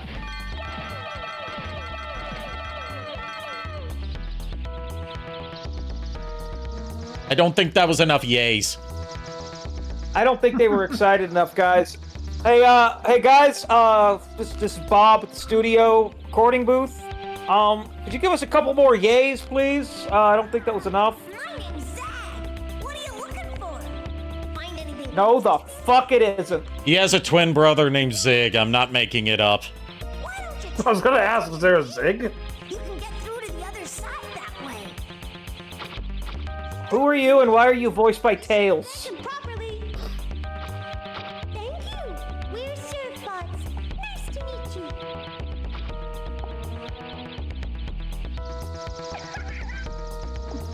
I don't like Zig and Zag. The fandom doesn't like Zig and Zag. Why is it always the children that are hated upon? You'll find out yeah. why in Zig and Zag's case. Do we like any characters from this game other than Tron and the Surfbots? Teasel, Curious. Earl, That's great. Keep your eyes open. Okay, that's fair. Denise, the police officer, who you haven't seen yet, but Yeah. she's adorable. And apparently she did special training so she could suplex a mech. Despite being, you know, just a regular... She thinks she's human, but, you know, a regular carbon. Not like super enhanced or on steroids or anything. She can just, like, flip the entire Gustav mech that is taller than her. And, you know, very heavy and made of metal. Over with one arm. With one hand. I'm terrified and aroused. And she's just adorable and like has some low-key like kind of when people aren't shipping Tron with Mega Man, they're shipping her with They're shipping her with Denise because of how, like, teasing and, kind of playful bully, Tron is towards Denise, and Denise's just flustered reactions to her. Aw. Like, she's the police deputy, and she's always the one sent to take care of Tron during, the bank robbery missions. She's usually late. Her alarm clock goes off at the wrong time, and she has to have her mom wake her up. And, Tron beats her every time, and Denise is always worried about getting chewed out by the chief or even possibly fired. Aw. And she's always like, this time I'm gonna get you for sure, and Tron's always just so adorably smug towards her. They have a great dynamic. I do love me a random, not really forced, Yuri ship. Like, it's not, I doubt it was intended, but the undertones are there. Yeah. Yeah.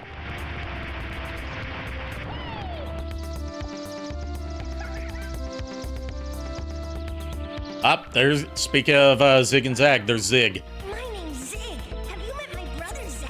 We're twins. Your parents must have hated you. Twins? Try digging here in this wall. I bet you'll find something really interesting. All right then. Why don't you dig there? We're about to see reason number 1 why people hate Zig and Zag. Here. Are they gonna steal our treasure? No.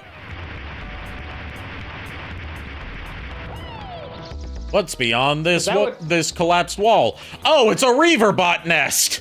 This. Oh no! There's Reaverbots everywhere. Thanks, Zig! Just gonna have to fight our way out. I bet you'll find something real interesting indeed. Damn! We were bamboozled by a boy named Zig. We were Smeckledorf. That's not even a word, and I agree with you. What? That's from SpongeBob. Oh, yeah. The episode where they think they killed the health inspector. From when they think the health inspector was a phony because there was a fake health inspector going around. It's like, we were bamboozled. We were bamboozled. We were tricked. We were Smeckledorf. That's not even a word, and I agree with you. So that episode actually contains my single favorite joke in the entire goddamn series, and that I will hold them to this day. They will never talk, no matter how adult SpongeBob gets. And that's when they go into the graveyard and they see Squidward sitting over a fucking grave, and they wonder who the hell Squidward knows that passed away. And they go over to it. It says, "My hopes and dreams." Yeah, here lies Squidward's hopes and dreams. Hopes and dreams. That's not from that episode. That's from the same graveyard, but it's from the episode where it's from the episode with the hat. You know, the Foxy Grandpa, not the Foxy Grandpa hat. That was the hat that he wanted to sell SpongeBob in exchange for the soda drink hat from Smitty Werben Jaegerman Jensen. He was number 1. Mr. Krabs goes to Smitty Werben Jaegerman Jensen's grave to get the hat back, and he sees Squidward going into the graveyard to mourn something, and he's like, he looks over and he sees here lies Squidward's hopes and dreams, and he just says, "What a baby," and then starts digging.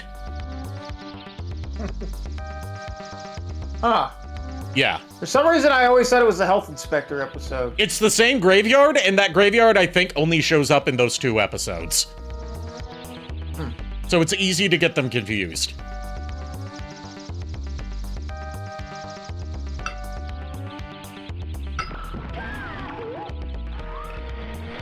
Last time I've seen the scene with Squidward was the one that's on the meme that said "rip split screen." Also, can I interest anybody in some pigs in a blanket? Tron, we found a card key. I can't take care of a pet here. I don't have the space. I don't have the stomach for cleaning up after them. I don't have the money for food. I can't handle that kind of responsibility on my own. In this economy? I'm not legally allowed to own a pig. Court order. Also, it would make me feel horrible eating, like, bacon and sausage and other pork products around them. Yeah, there's that problem, too. Well, how about some loaded nachos? Nah. Nah, man, they're not ours. Miss Tron, look! It's a treasure box! See, that joke actually only works if you would have responded back with nachos, but eh. Yeah. We really do need to get back into point-and-click Saturdays and continue Sam and Max. Yeah. Let's keep it in case we need it. I did manage to save the first episode of Save the World if you guys want to go back and rewatch it. Okay. Also, Yeah, because we didn't finish the first episode of Save the World either. No, we finished the first episode of Save the World. We never finished the, oh, I get what you mean. Like the first episode, yeah. Yeah. Because it's an episodic release. Yeah. You know what? January, when I'm back into my streaming mood, we'll get that started. Unless you guys want to do Dispatch first. Okay. I mean, Miss Tron, look! It's a why not, We use the card key to open it. Well, Alright. Don't talk with your mouth full, it's rude. Miss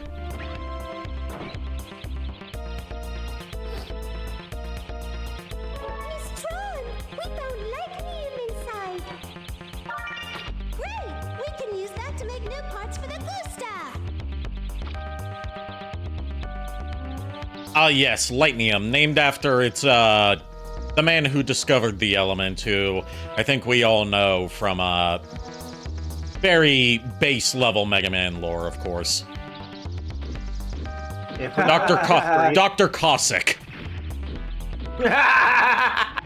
Which is an actual doctor in there, but no, he's not the one who discovered Lightnium. I think your joke killed JKR. You heard him fall. no, you didn't hear me fall. You heard me knock my keyboard over.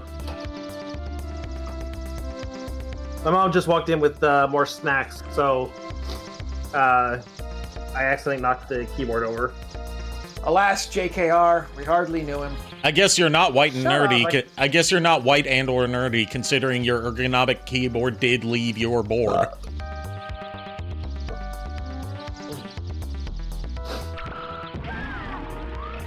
Ain't no fucking way those are the lyrics. Don't Mandela affect My me, ergonomic keyboard never leaves me bored. Okay. Yeah, okay.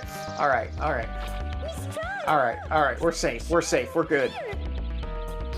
Because you had me wondering for a second if it was never leaves my board. I can recharge the Finkel's energy by going inside it. That's good news. If we get in trouble, we should come back here. I remember I pissed my drama teacher off. Love Miss Burton. She was one of the best drama teachers I've ever had in my life. We're about to have a mini-boss fight with one of the bird bots. These are Glide's minions, and you haven't gotten to see Glide. You will see him if you watch part 1, but okay. If I were ever to do a fan dub of Misadventures of Tron Bonne and then Mega Man Legends 2, where he reappears, I would have you voice Glide. No second guesses. No second thoughts about it. You would voice Glide.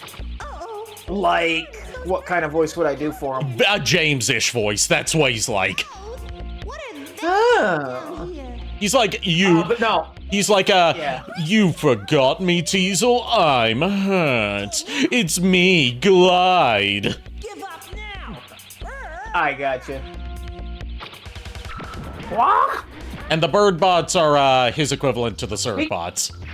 Speaking of, off topic of what I was trying to talk about a minute ago. Speaking of fan dubs, I really do need the silver lines at some point. Yeah, I'm trying to get caught up on my stuff for the big project going on that server before I get started on my own projects. Okay. Yeah. Because the lines were due today, but, like, a lot of stuff happened in the past couple days, so I didn't get to sit down and record them. Like, I almost didn't stream tonight. Nothing to worry about, just, like, stuff that my mom threw at me unplanned. Okay. Well, yesterday was partly planned, but the second half of it wasn't. I got you, boss. It's a game. Like, you know how, like, I don't think I got to tell you this, like, when I went to Walmart, yeah, I told you about that. The card I got did end up working, but Amazon did send me a fake one, and I was going to go return that today, but no, UPS stores closed today, so I have to wait until after New Year's to send that back, so it's gonna take even longer for me to get my refund. Jesus. Sorry, man. Yeah. Ugh, that stinks. We found another one of Uncle Dig's tips, and also a snack. I still refuse to believe there's an actual frickin' person in this game called Mr. Dig, and he happens to be a digger. Well, of course not. His name's not Mr. Dig, it's Uncle Dig. Okay, Uncle Dig. And also that for some strange, unbeknownst reason to me, he sounds like Johnny Cash on a bad day. You see, I'm pretty sure his name's not actually Uncle Dig, it's just like a title he was given for being such a prolific digger. Uh-huh. It says Uncle Dig's Tips. Oh, well, why don't you read it then? Yes, Miss. You know, like how Blackbeard wasn't Edward Teach's real name. If you can Right. all three, you will find the elixir of youth.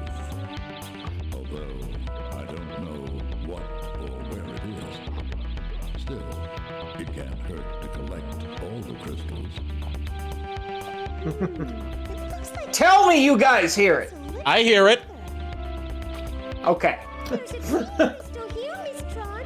Shall we pick it up? Here, what? Yes. It. Just hope You know, waha! Waha! Waha! Aha!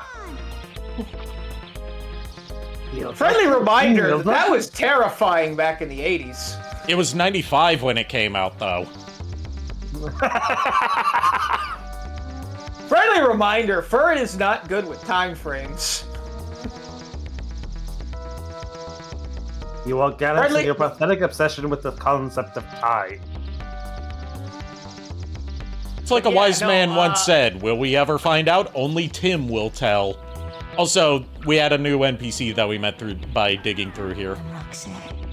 I'm never gonna get to my life story, am I? Nope. I just wanted to show you Roxette. She has a ASMR voice for some reason. Anything's an ASMR voice if you're ambitious enough. True. Very true.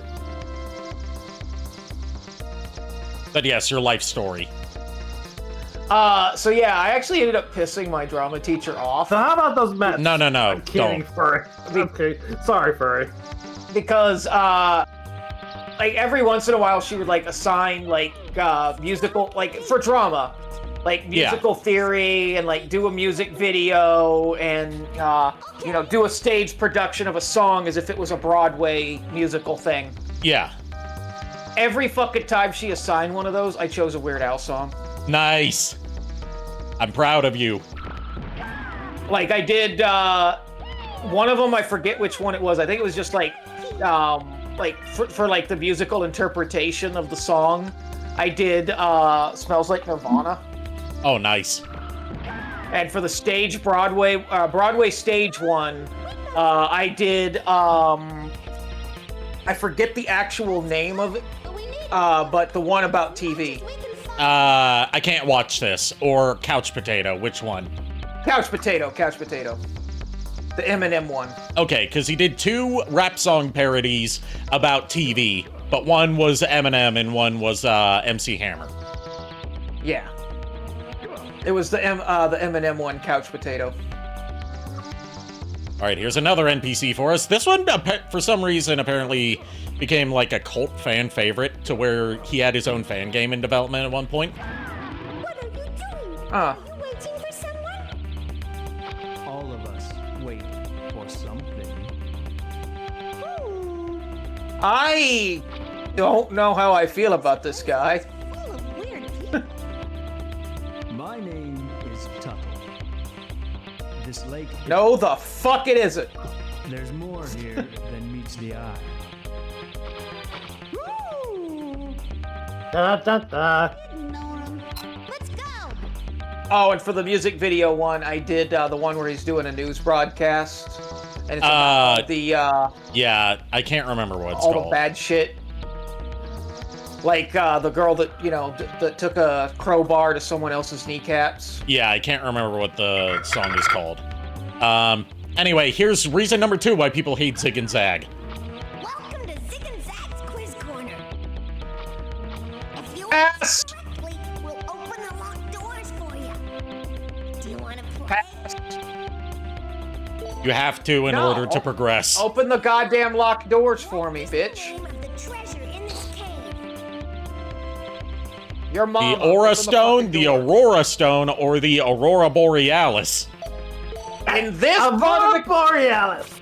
At this time of day, this time of year, this time of day, this part of the country, localized entirely within your game. Yes. Well, actually, no, because that's the incorrect answer. What we're looking for is the Aurora Stones. Yep. The question was, what's the name of the incompetent digger? Dance. What's the name of the digger who carries a pick? See, even the kids know that Dance is a moron. You know what? I actually gotta give him credit for that one. That's kind of funny. Next, question 4. What's the name? Where the fuck are we and where are our parents? The name of the digger who writes notes. Dig. Is it Dag, Dig, or Barrel? Barrel. Next, Is it weird I just want one of the answers to be Larry? switch stops a steel ball trap. Lou. Correct. Next, question 6. What Jesus, color tap dancing switch Christ. stops a fire trap? Yes, it seems like it'll never end. Correct. Next, question 7. Which cave? Open the fucking door! Correct. My team so far up yours as right now. You'll have to remove it with surgery guaranteed. But I'm not done yet. I want your truck to look really damaged. Watch this. I'll put a giant hole in your windshield with this hammer and one easy motion. And I'm gonna cut your. This is the question that always throws me off. How many times did you have to dig to get here? Motherfucker, I didn't know I was supposed to be keeping track of that. What was it, 6 or 7? Or was it 5? It was 5. Last question. It's God damn it, this was the only time I got to make a 6-7 joke in the history of our streams. correct. Congratulations, a perfect score. Oh, and if you get one of them wrong, you have to start from question 1 all over again. Yeah, fuck. Have fun? Did you have fun? No! No! Really? Boy, you're no fun, are you? Fuck you! No! You know what? Yes, thank you. This is child abuse. Please continue. I was going to say, we here at Arikado VTuber, twitch.tv/Arikado VTuber, do not support child violence. We do, however, find it hilarious. Again, Dragon Ball Z Abridged. It's a masterpiece. And we're canceled. Tron, we found a card key.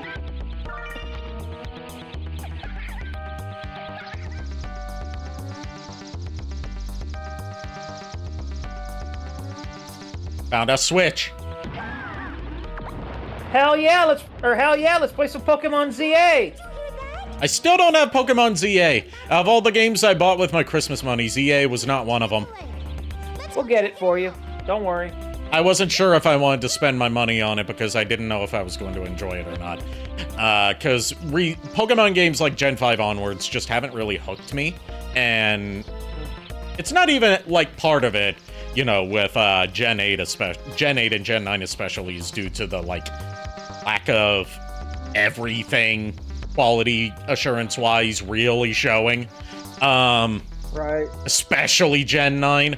But otherwise, it's just like, they just, for whatever reason that, it may not even be necessarily like, oh, the game is bad, I think, or like, it's overrated or something. Like, no, it's just, it doesn't engage me no matter how many times I try. Like, I've tried with Gen 6, Gen 7, Gen 5 didn't even grab me all that much.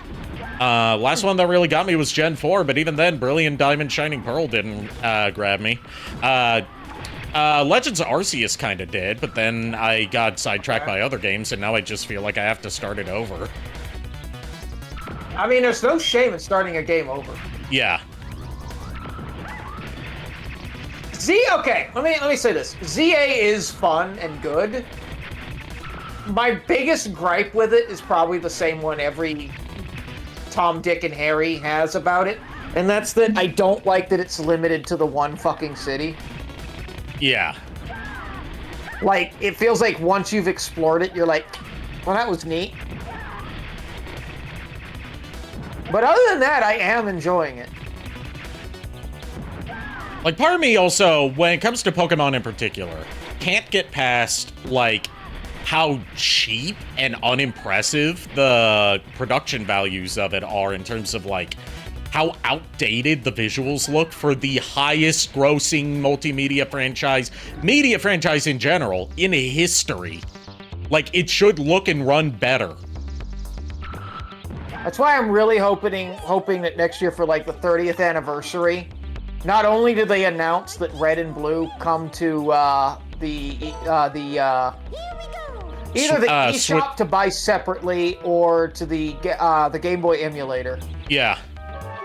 Either or, I would be happy with. Yeah. I would prefer the latter, so a first-party Nintendo title, let's admit, it's really first-party Nintendo, no matter what people say. Even though they didn't develop it themselves, they exclusively publish it on everything except for mobile phones. Like, it would be the one thing that's like, oh, you have to buy this separately instead of us just putting it on the service that you're already paying for. Yeah, that's fair. Like, that was already kind of a thing with me in Super Mario RPG. It's cool that got remake. Would have appreciated if the original was released on Super Nintendo Online as well. Right. But also, I'm kind of hoping that if the rumors are true, then they do announce Gen 10, that it does show some kind of, like, graphical upgrade. Not just graphical upgrade, but also performance upgrade, because now that the Switch 2 is out, there's no, and people can't use the, oh, it's running on outdated hardware excuse for lack of effort put into optimization. Like, yeah, it should run baseline 60 frames per second with minimal frame drops. Agreed. But yeah, like, those two announcements alone would make me happy if they did it. Guess who's back? Welcome back again. Eggman's back. We're friends. Welcome back. I also would not turn I would also not turn down Let's Go Johto. Yeah. For me, it's like, I would be, you know, as someone who's fallen out of love with Pokemon, as like an ongoing franchise, you know, I wouldn't be against a Gen 10 being announced next year, but at the same time, part of me is like, okay, what if they announce Gen 10, but they're like, it's coming out next year, so we actually have time to make sure it's fucking polished instead of just, you know, rushing out slop annually? Yeah. Yeah. You know they're not going to do that. They're not going to do that. I know that. They can't. They cannot, because, like, the way the whole Pokemon multimedia franchise is structured is so, by design, the games get the least time and effort put into them compared to everything else that's tied into it. The games are an afterthought at this point because the merchandise is the main focus. Yeah. What's that? Pokemon announces that Journeys is going to have a special episode where Ash and Serena get married? And then it turns out it's actually, in that case, and then it actually turns out that he's not just getting married to Serena, but he's marrying every single one of his every single person that people have ever shipped him with so they can have one big happily harem ever after. Sad part is we all know it. Fucking, that would never come to America. Yeah. The only place it would get released, is Utah.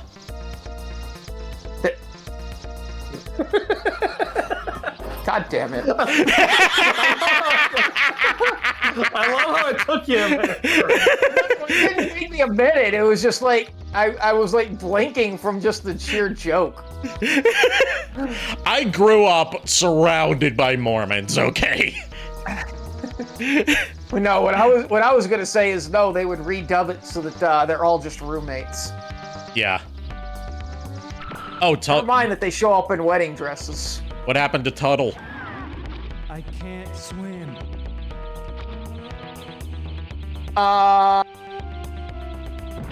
Ask Can't swim. Tuttle, you good, my dude? He'll be fine. Miles is like, I can't sleep. Can we use the card? Hey, Miles. All right, here we go. Tuttle confirmed to be Rika Sapphire? The I can't swim, the way he delivers that, like, unintentionally, because this movie came out decades later, reminds me of, one of my, favorite Neil Breen, sheer Breenius, movie quotes. I can't remember which of his movies it's from, because so many of his movies have, like, the exact same premise. An all-star him. But it's the one where, like, the scene went viral, like, he's, you know, cradling the corpse of his next-door neighbor, who he believes committed suicide. And he's like, I can't believe you committed suicide. I cannot believe you committed suicide. How could you do this? How could you commit suicide? Oh, jeez.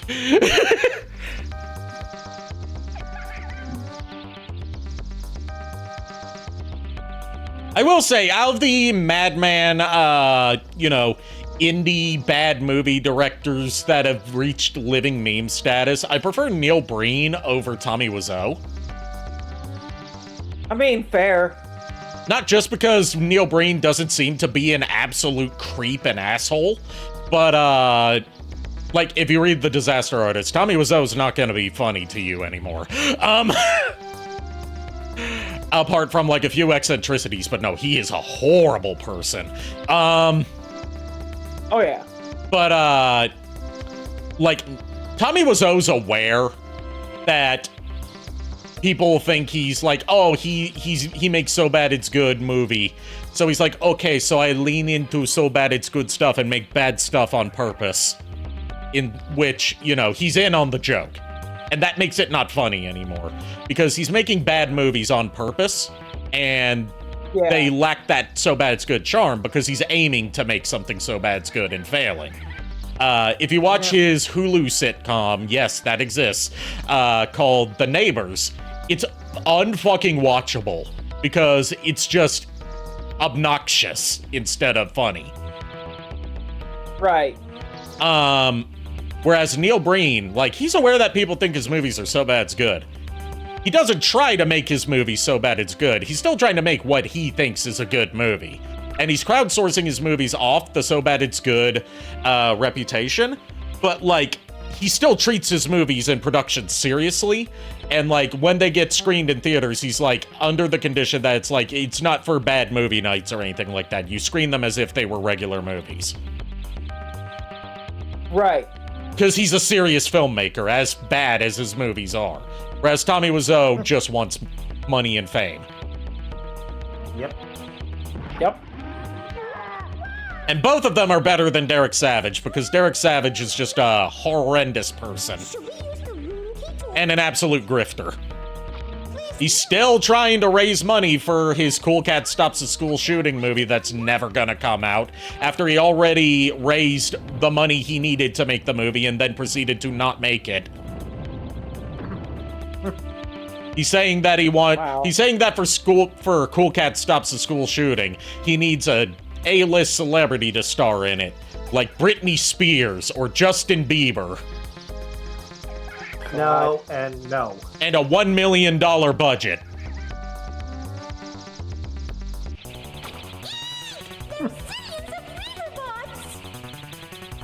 This is a Reaverbot nest.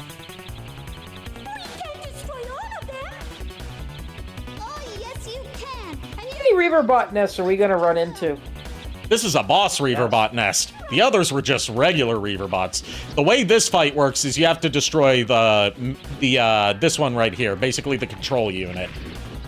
This is why I wanted to upgrade the stats for the first couple Servbots in my group, because when you do that, they can throw bombs. So they're actually effective at fighting in these boss fights. Hell yeah, little guys, go for it. You what? It's yours, my friend. As long as you have enough Zenny.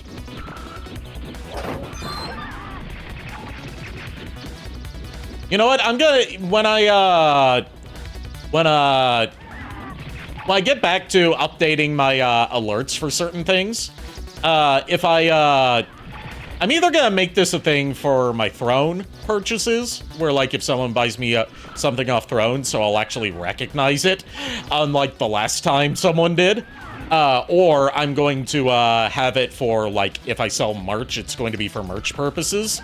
I'm going to have the clip of Morshu saying, "You want it? It's yours, my friend, as long as you have enough rubies." Like, I try to have my alerts something I can recognize just by their sound, so I don't have to look at what it is. Ugh.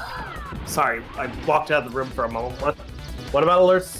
I was just brainstorming an alert, like, either for, like, when someone buys me something off my Throne, or alternatively, if, someone buys a piece of merch, like hypothetical merch, it would be Morshu saying, "You want it? It's yours, my friend, as long as you have enough rubies." Nice. Alright, we got our second Aurora Stone. But, ladies, gentlemen, everything in between, Bird, Yes? I am stuffed. Hey! Okay. Wait a minute! I get singled out of the genders.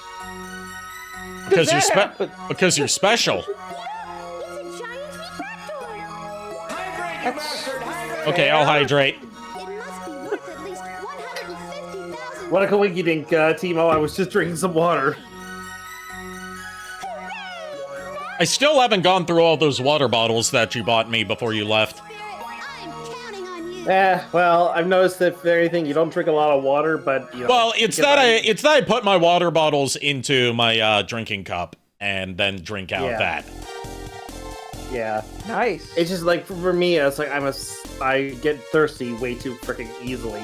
Because, like, I survive on water when it comes to drinking stuff. Usually it's... Ooh, construction on the deck is finished. We got a new room we can visit.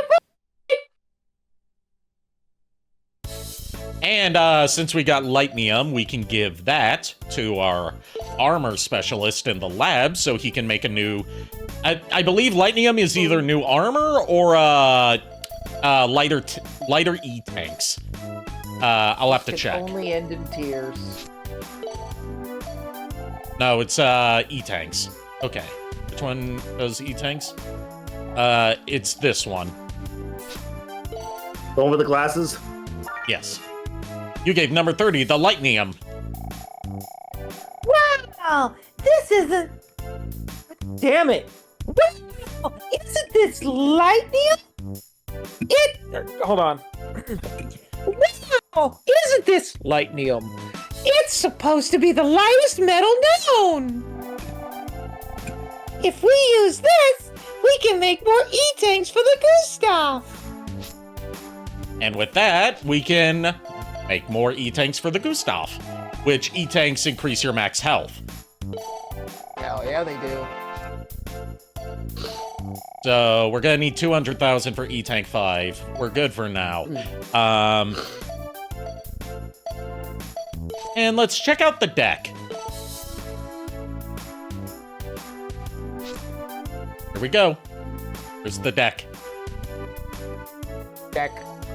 Number 29's behind Tron.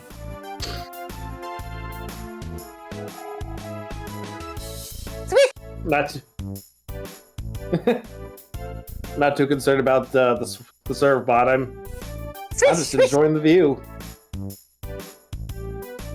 Yeah, she's pretty cute. Yeah, she's adorable. And then you look at Kobat, one of the most prominent Tron Bonne fan artists in Paradis out there, and you look at his design for her, and you're like, oh, god damn! She's almost got kind of a kitty face going on. Yeah. Like Kobat, I love his design for Tron, because, you know, I love my dummy thick women. But also because he really understands the tsundere dynamic between Tron and Mega Man and how clueless Mega Man is about her obvious affections for him. Like, you can tell he's a fan of Mega Man Legends when he's making his degenerate art of Mega Man and Tron. Yep. Aww. And he also had some like a couple, one or two comics that had Roll in them, and he like understood that whole love triangle as well. Is he the same artist that made that? Like, I saw this piece of art recently, as in like a few months ago, where it was like it's Tron standing on Megatron's shoulder. Yeah, that's the one I was. If it's the one where she says, "Check out what you think of my new ship." Yeah, I think that's. Yeah, that's one of his comics. Yeah. I told you, I showed you a comic dub of that one. You know what? I vaguely recall that. It's that was like that was last year, and I can't show it to you again because the dubber in question deleted all of his Kobat dubs off of his channel in favor of more serious comic dubs. But yeah, that one. That's one of Kobat's pieces. Okay. But there's a couple of my favorite comics of his that show how well he understands the dynamic between these characters. Is one where like you see Roll in like you know, one of those like Japanese idol performer outfits, and she's like, "Hey, look, Mega Man, my old idol outfit still fits." And then you see Tron wearing the same outfit, and she's bursting out of it, and she says, "Mine doesn't, Mega Man."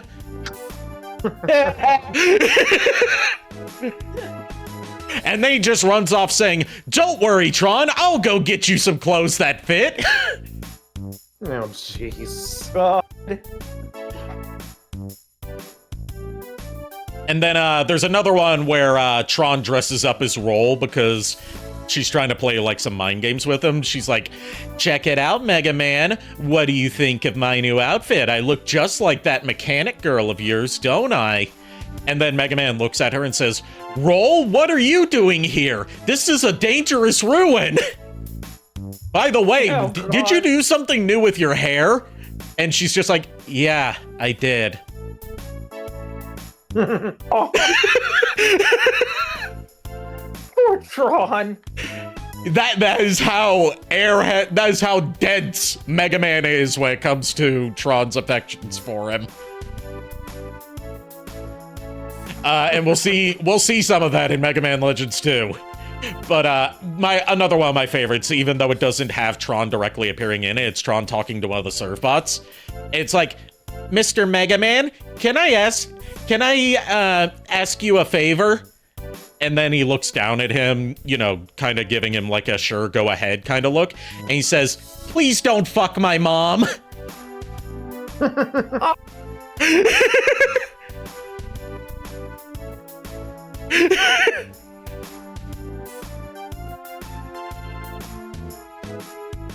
These kids are too fucking precious, man.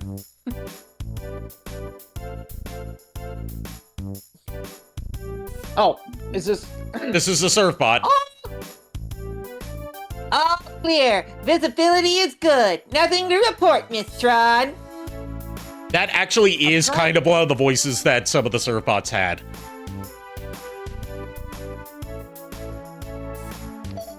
And then number 25. What I was going for the whole time was like, wow, what a great view.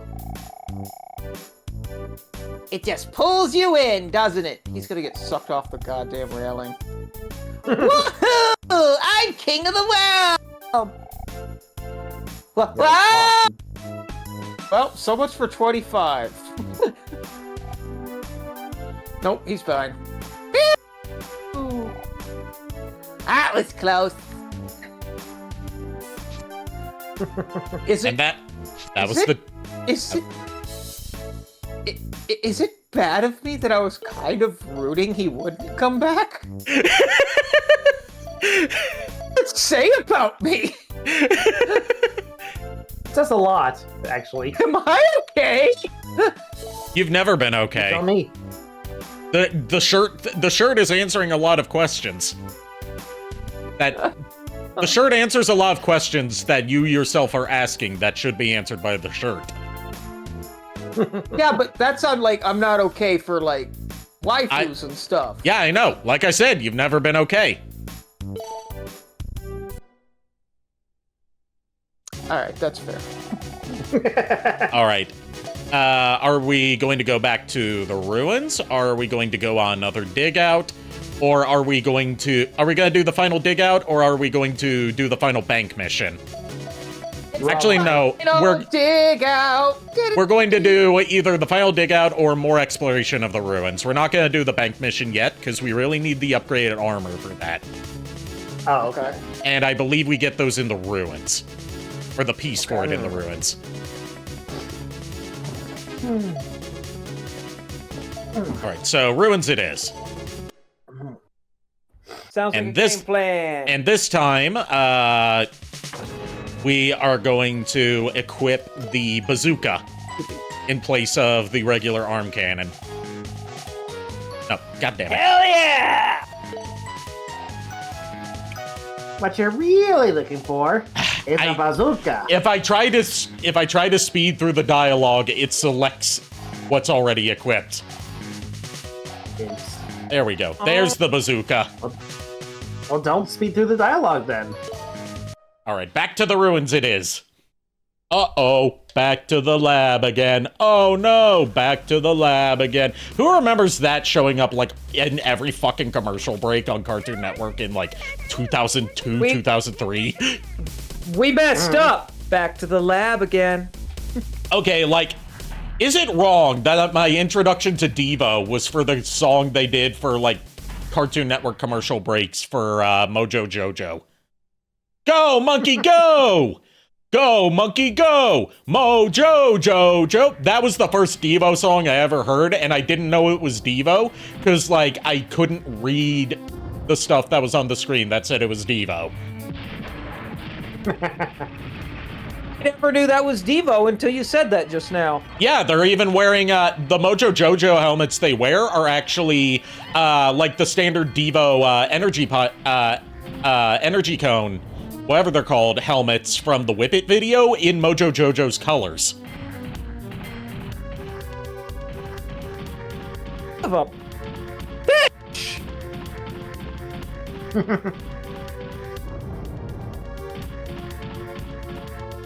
I blame JKR for this. No, why him? Because remember, we blame the one who's not here, so in 9 times out of 10, it's Miles' fault. Yeah, that's right. It can't be Damn Nico's you, fault Miles. because it can't be Nico's fault because he's currently, you know, that would be too mean if we did that towards him. This is somehow, Miles, this is somehow your fault for not sending me that Starscream. What does that have to do with not knowing that was a Devo song? Fuck you, do it anyways. We joke, we love you, Miles. You're like the brother I never had because I ended up having a sister. You know, you're like, honestly, Miles, to me, you're like the brother I never had or wanted. Oh, that's just... Yes, I am that motherfucker. Am I like a brother to you or sister, depending on the day? Yes, you are. Okay. What am I to you? In that case, I just have to say about you know, us being like let's just say siblings for ease of it, instead of saying brother/sister, because that just makes it an easier gender-neutral term. Right. We're not related by blood, Oni-chan. God damn! I knew exactly where you were going with that. I was like, "You're not gonna go." Yes, you are. What am I to you, JKR? A nuisance. Nuisance. Same brain cell. Told you, one brain cell in the whole stream. I'll accept it. The funny thing is, I did say I do? nuisance. No, I sorry, did say on my you were- Facebook. Go ahead. Sorry. I did say that you were a nuisance. Like, I just said it before you asked again, because I was like, I figured you didn't hear me the first time, so I was like, a nuisance. Yeah, I didn't hear you the first time. That's why I that's asked fine. again. I figured. I'm mainly saying it for Ari's sake because. No, we said it. you We know. said it around the same time, but like we weren't perfectly synced up, so there is no jinx rule in effect. No, I wasn't trying to jinx or anything. To be hope fair, you though, wouldn't- that is I what would- I put on my Facebook. I would hope you wouldn't try to jinx. You shouldn't be doing blackface. Shut up. Technically, Now it's purple going by face. normal standards. or Now it's- standard. Now it's purple face. Which somehow sounds oddly significantly worse. I hate both of you. But on my Facebook, I do have on there public nuisance. Yeah. So Yeah, I can as part of confirm my this. occupations. You're right, Timo. The setup was perfect for both of those. And yet, I still doubt my skills at improv comedy, even though, as a streamer, I have to do it.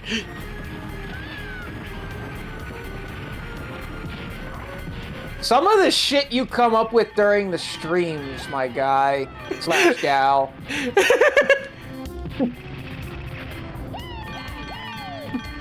like during the D&D shit, man. Some of the stuff you come up with, like, I legit have to keep my hand off because I put myself on push to talk during those D&D streams just because I know how fucking derailed it's gonna get. Yeah. I had to push my keyboard away during the whole Varen tits thing with Which Bonnie. one? The Bonnie one. Which one? Where you were asking the question about. Oh yeah, during the interrogation. Yeah, during the interrogation. The entire I had to push my titgation. keyboard away. I had to push my keyboard away and then bring it back because I wanted Riku to respond to that. Like, God damn it! Look, there's only that's realistically the only way that could have ended. Given that she was the last one in there to get to ask questions. It worked perfectly. It went all according to Cake. Translator's note, Cake means Keikaku. Translator's note, Keikaku means plan.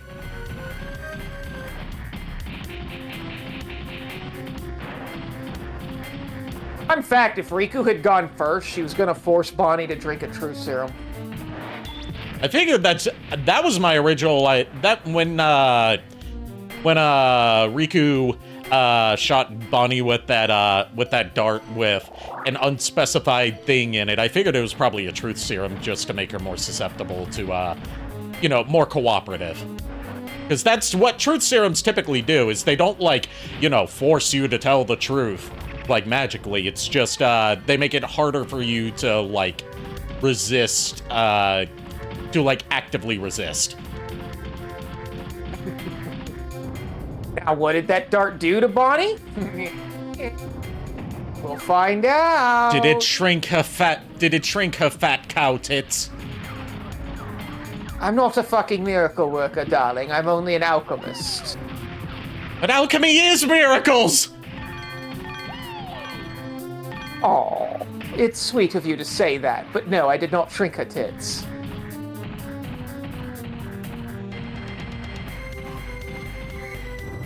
like grumbly lesbian noises.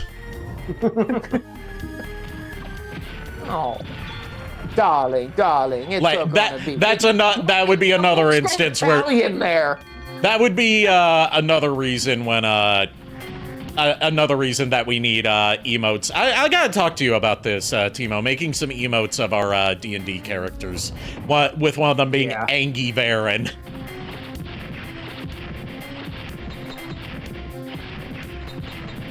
What would Riku's be? Probably just saying darling. I believe the one you suggested for it was like concerned lesbian noises. Either concerned lesbian noises or angry lesbian noises. Yeah. But since you have Angie. Like since I already have an Angie Arikado emote, this one, instead of being like, you know, the meme one, like mine's based on a specific meme drawing, it would be more of like an Angie pout instead of like screaming. Yeah. Also, out of curiosity, Riku's would be sorry, JKR. You haven't confused us in a while. Yeah, I was like, oh, we're back to that again, huh?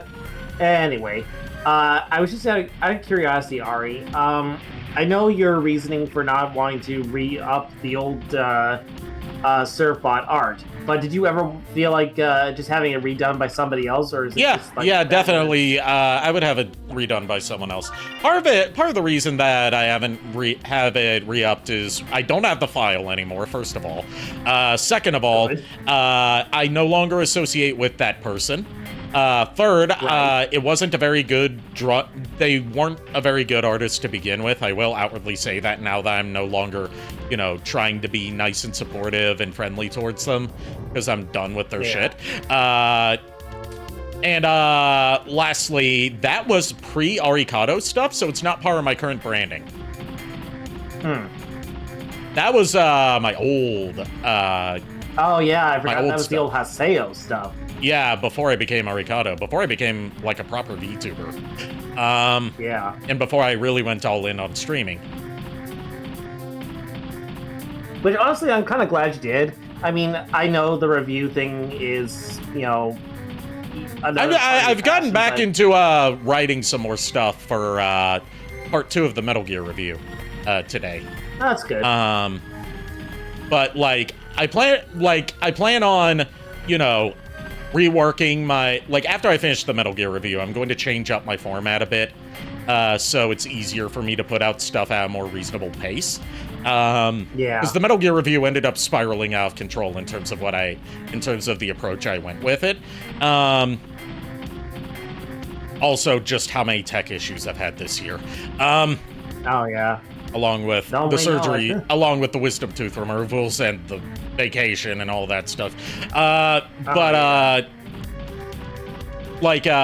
Streaming is still going to be, you know, a more regular thing for me than the reviews, because it's something that requires like less of a mindset for me to get into to work on it, and it's more therapeutic for me. Yeah. Not to say that making reviews is stressful at my current, you know, non-reliance on YouTube ad revenue to survive, but like, you know, since I'm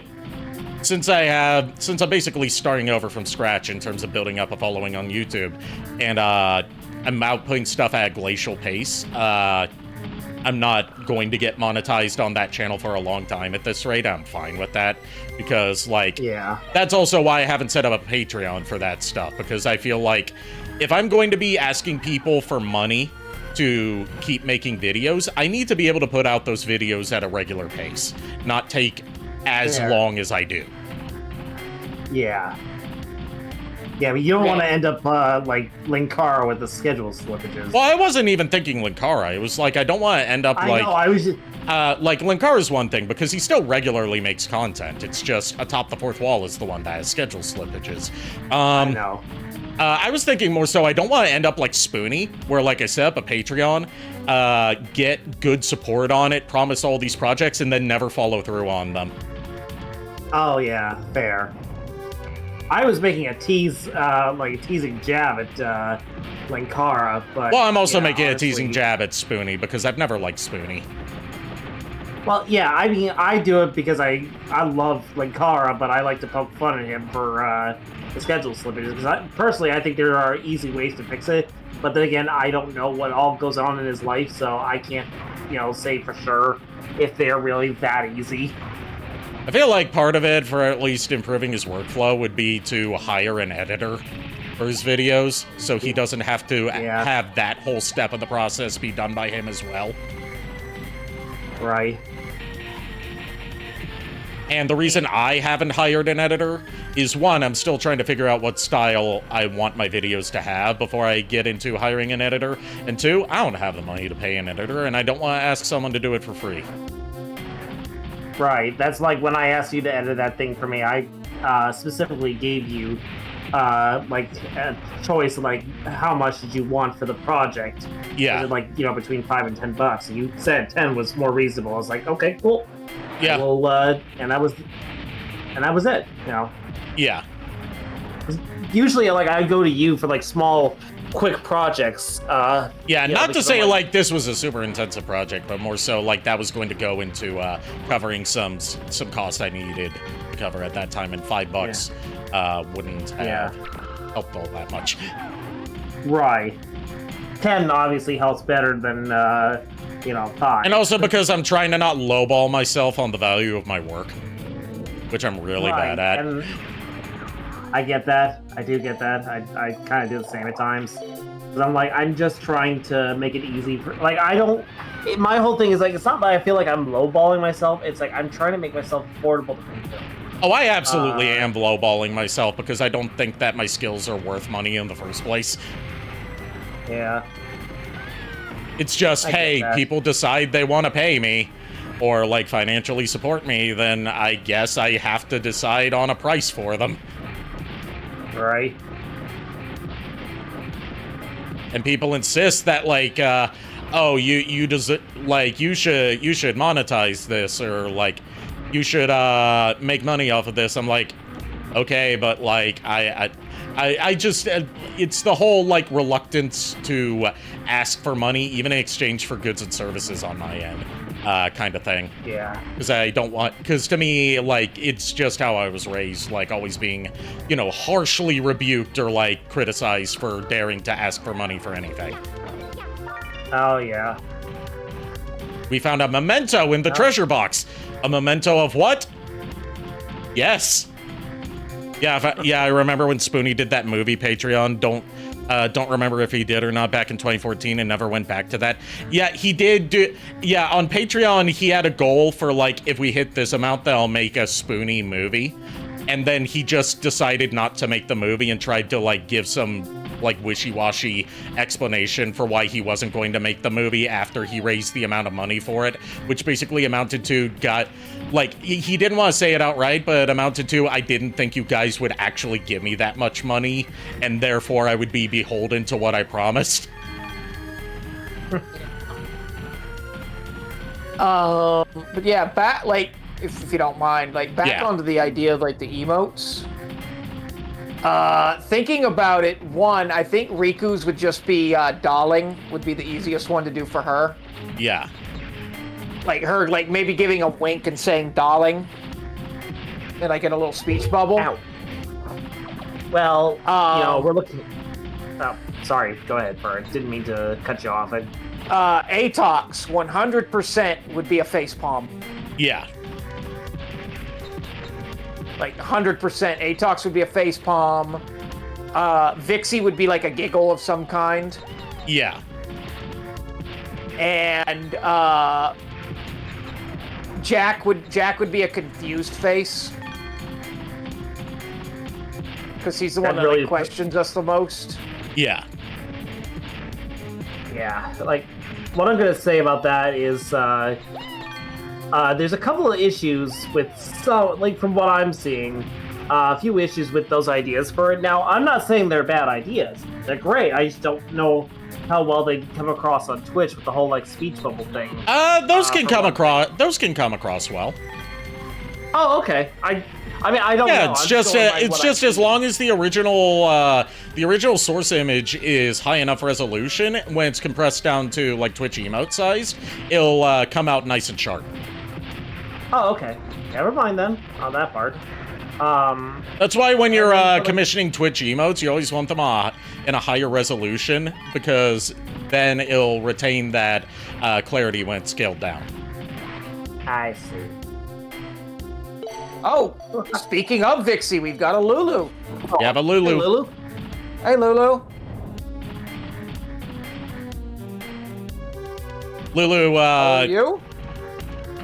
If you're, make sure your voice mod thing is set up properly. I can't understand you. Yeah, you're kind of warbly.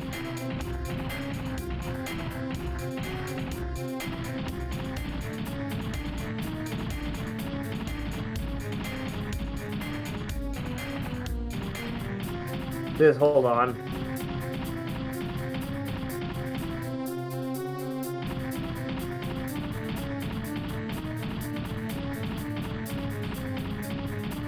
Hello? Hello. Okay, now we can understand you. Sorry, but no, I'm not. I wasn't on my computer or anything. I'm on my phone. Okay, that explains it then, because your phone mic tends to get very distorted and muffled.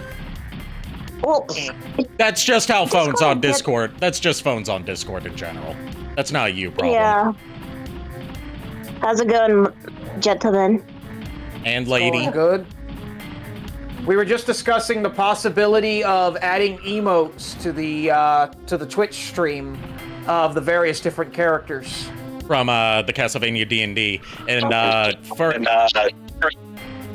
we're getting a lot of echo on your end, Lulu. Hold on a second. No worries, take your time.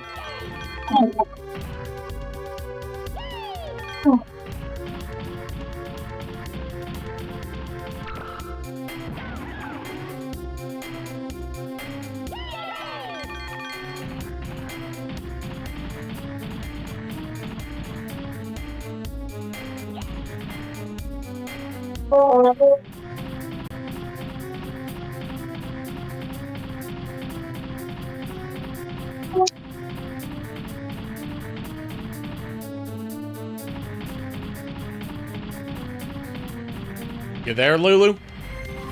I'm there. I'm here. Can you hear Okay. me? Yes. Yep. Yeah, we can hear you now. Yeah, I put my headphones on, so. Yeah, typically when you're on a Discord call on a stream, you want to be wearing headphones. Well.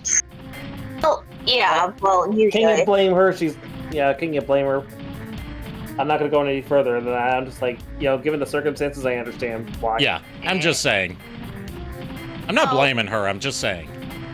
No, I know. Anyway. Guys, hold on. What's up, Lulu? Well, I will say this, though. They are still safe, stable, and they were semi-conscious, but not fully aware. Okay. That's good to hear. Good. So, okay. They are still doing, like I said, I will be visiting them tomorrow after work.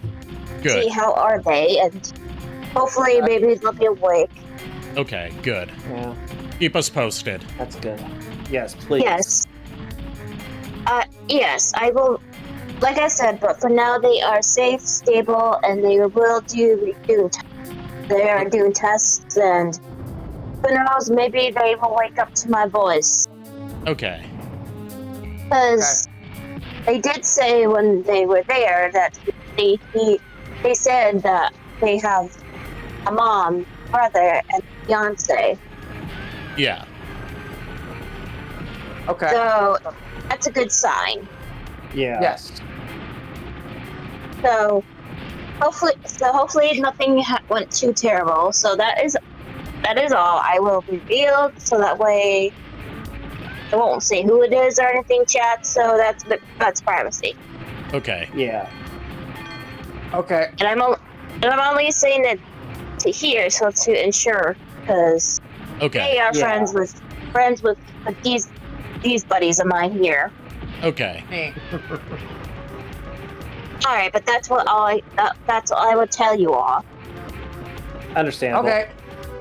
Miss Tron, are you all right? What are you playing anyway? Misadventures of Tron Bonne. Okay. And I died, so I lost all that progress. Damn it. Haha. Oh.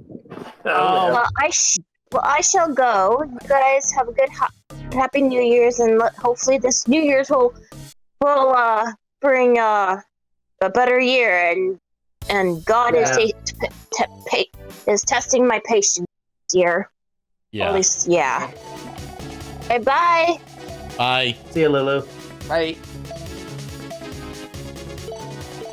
I'm gonna try the ruins again. I'm glad to hear that, though. Yeah. Yeah, same. I kind of feel awkward trying to change the subject now. Well, I mean, that subject's over, so... Yeah. That's fair. I couldn't think of one for Megatronus, is what I was gonna say. I was gonna, have you come up with one for Megatronus. Yeah, I have to really think this one through, and then also, if anything, the person I would probably commission to do it is Sherry Fairy, because, I love her art, and she does, a lot of character art for my D&D stuff anyway. But, I mean, the question is, Ari, for, this is your stream and all, I would defer to you for where you want to who you want to commission for all the I'm okay with commissioning different people, with their respective characters, commissioning different artists of their choice. I know first and foremost I would commission Timo or Varen's emote at least, because I know Shiba would be my go-to if I could get in touch with her right now. Right. Timo, I can easily get in touch with, and I've seen her work before, and it's fantastic. Yeah. Aliens in chat, everyone, to further show that support to Timo for her art. Yep. What a way to end the year. So what are your plans for the coming year, she asks? Up the amount of YouTube videos I actually get to pump out on my review channel. Get a live 2D model made of Maxine, as well as I already have this commissioned. It's just because of the holiday break, the modeler in question is taking a sabbatical until January 2nd. Getting a new 3D model from the ground up made for Maxine as well. That looks a bit nicer.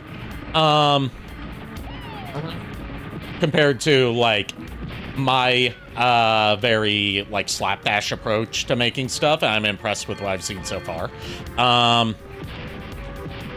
And doing some voice training so I can more comfortably stay in a more feminine register for Maxine streams, so I don't have as much dysphoria going on while I hear my own deep manly voice coming out of a feminine avatar.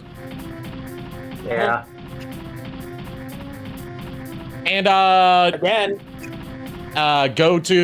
if I can make it, go to ASEN this year to meet up with Lulu, Nico, and JKR at ASEN, and also that would be my first con in 7 years, 6 years, 7 years. Right. Get some cosplays done for that, of course, and lastly is try and learn how to do some very basic makeup stuff. Yeah. And of course, continue losing weight healthily, of course. Yeah, for me, it's definitely going to be losing a lot of weight over the course of the new year, hopefully before Halloween, because a friend of the channel and good friend of mine, DBY, has asked me to help him at his place next Halloween because they're doing Batman themed stuff.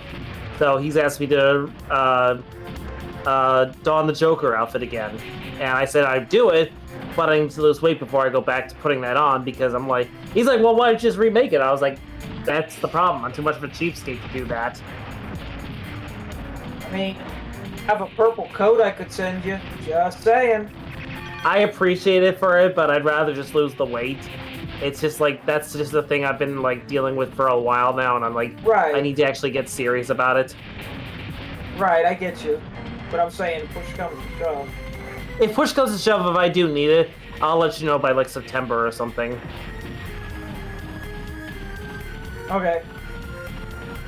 But also, the funny thing is, come September is going to be the 2-year anniversary of the accident. But that actually is a good thing, because that allows me to retake the lessons I need to retake, and potentially, potentially be able to get behind the wheel again. Let's just say I won't be making the same mistake I did last time.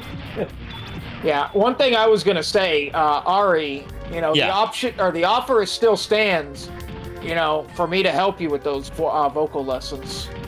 I appreciate the offer. It's just I would rather go to a more professional source. Not any disrespect to you, seriously. It's just like I would rather go to a source of someone who's not doing it just for acting, but like this is part of, gender identity stuff for me. So like right. I would rather go to someone who has gone through similar experiences to me with struggles with gender identity. So I know, like, shared experiences, that kind of stuff. I don't really know how to phrase it. I get you. Without getting too personal. Yeah. Understandable. I also want to start taking singing lessons again. Nice. Fair enough. And guitar lessons. Let's see. What were you gonna say first? Sorry. Oh, I was just gonna add I get the training, with all that, but I was more meaning I can help you with maybe at least with the stability of maintaining it and keeping it going, or that's part of that's part of switching between the two I'm able to do. Yeah, I'm not. Yeah, that's part of trans voice training is all that stuff you said. Yeah. Let's see. And as for Ace and Ari, I have to double check some things, but I believe you still have a flight on us from Southwest on the records. You still have points to in your name that we cannot use. My family and I, my mom and I, we can't use them. Basically, so... even if I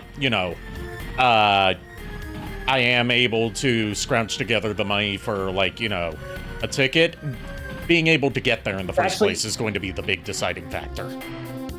I'm going to tell you this right now. You are not going to have to worry about getting a ticket in because as Extra Life, if you're working with me, you're Extra Life, and you get free access in. Okay. All we got to do is just meet up with our handler at the front entrance. Okay. Just make sure you're good on that front. Since you're the one that's in contact with all these people, make sure you actually inform them about me. Oh, of course. When I sign up for ASEN, I'm going to, depending on whether or not you're sure you can make it, I will put your name on there too. Be I'll talk to the people who are making the schedule and be like, hey, this person right here, friend of mine, if I get put on the schedule, put them on too. Yeah, I'll have to look at the prices, of course. And I would just be staying with you, so I'm not going to have to worry about lodgings. Not having to worry about getting a hotel. Yeah. Wait, is ACEN in Chicago? Technically, it's in Rosemont, which is Chicagoland, but it's not actually in the city itself. It's kind of it's not that far away from where TFCon was. basically, if you remember for it, when we walked to the convention center from the train, we passed the big big Donald E. Stevens Convention Center. That's where ASIM takes place. I mean, I'd be halfway tempted to come, but at the same time, like that I think if I remember correctly, that's like a week before GalaxyCon. It's it's around Memorial Day weekend, so yeah. Yeah. And I really want to meet Jeremy Jordan. Yeah, I don't blame Steve you. Whitmore, and Steve Whitmire. Yeah, Steve Whitmire especially. Yeah, I would definitely like Steve Whitmire especially, of course.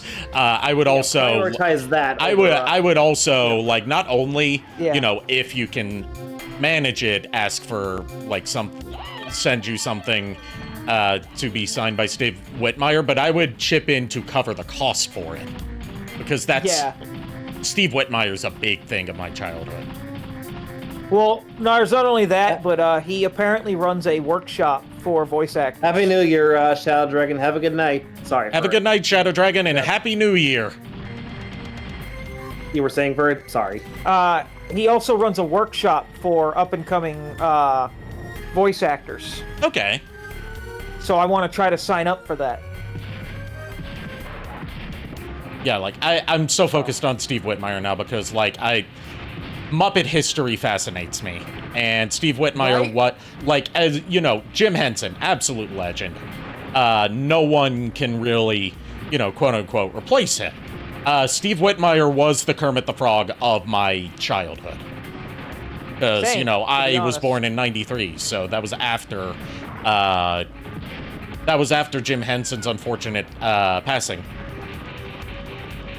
I mean, I grew up kinda around the time that Muppet Show was on the air, but also kinda not. I didn't get to see the Muppet Show as a kid, partly because I didn't watch the Disney Channel until I was in middle school, so I missed all the reruns of the Muppet Show. Right. But the Muppet TV series that was airing at the time, that was other than Sesame Street, my introduction to the Muppets was Muppets Tonight. Yeah, that was a lot of people's intro back in the day to him. Because that was the one that was airing on TV, whereas the Muppet Show didn't get rerun nearly as much in the 90s. But I would say a lot of people's big introduction to him though, especially if you want to go by the Steve Whitmire legacy, would be Muppet Christmas Carol / Muppet Treasure Island. Yeah, and I didn't see either of those. Still haven't. I almost did because my mom, I convinced my mom hey, we should watch A Muppet Christmas Carol for as one of our, things to watch for Christmas. But the only streaming service it's on where you don't have to pay for it is Disney Plus, and she wasn't about to sign up for Disney Plus because she had just canceled our more expensive Hulu bundle in favor of the cheaper one. So she could just leech off of her fiance's YouTube TV subscription as far as live TV goes. Yeah. Which the most expensive Hulu bundle not only gets you, Hulu, but also gets you live TV and also gets you Disney Plus. Yeah. Once again, my offer always still stands. Yeah. Just like the Paramount Especially Plus, when it comes down to the Muppets. Just like the Paramount Plus offer you made, and I'm all for it. It's just I need to get the I don't details have Paramount Plus anymore. Oh, well. Yeah, screw them. I've always been accepting of that offer. You've just never sent me the details to log into it. To be fair, I got to get them from Phaser. Okay. He's somehow become my password master. He has all my passwords written down somewhere, even though I don't, and I should. A lot of that's though because he and I we share a lot of our streaming stuff. 200 plus days away, you say, says Timo. What are you scheming, Timo? I'm afraid. What con is this? GalaxyCon? GalaxyCon is a convention where it has Think of it sort of like a smaller scale Comic-Con, except it's in a lot more cities. Like, there's at least one GalaxyCon in every state, and they're all around, like, summer. Yeah. Yep. Like, there's a GalaxyCon in my state as well, and it has a lot of competition with our big anime convention here, Animazement, because they're both in the same convention center, and they're only, like, a month apart. And they basically started because Fan Expo has been getting a lot of shit lately about how they're handled. So a bunch of fans got together and basically said, fine, we're going to have our own convention with blackjack and hookers. And created GalaxyCon as a rival to Fan Expo. Except now that GalaxyCon is actually under fire as well. Well, no, that one GalaxyCon is for how they handled the Has-Been Hotel crew. And how they handled some guests with disabilities. Yeah, guests with disabilities. It's that one GalaxyCon, not all of GalaxyCon. I mean, the thing is, people are trying to, like, boycott the entire company. Yes, I know they are. Yeah. I'm not saying I agree with it. I'm just saying this is the facts. This is what I'm seeing. And I don't know all the details. I just know that what I've heard. Not Ohio, Timo, Oklahoma. Incidentally, the one in Ohio is the one that's in trouble. Yeah, because it's always fucking Ohio, isn't it? Yep. Ohio. Ohio, Mark. Why is it always fucking Ohio? Yeah. I think we need to ask Cloud Sato that. You know, it used to be that, like, everyone said New Jersey was the shithole, like, meme state, but now it's always either Ohio or Florida. Yeah. 9 times out of 10 it's Florida, but you occasionally hear about Ohio as well.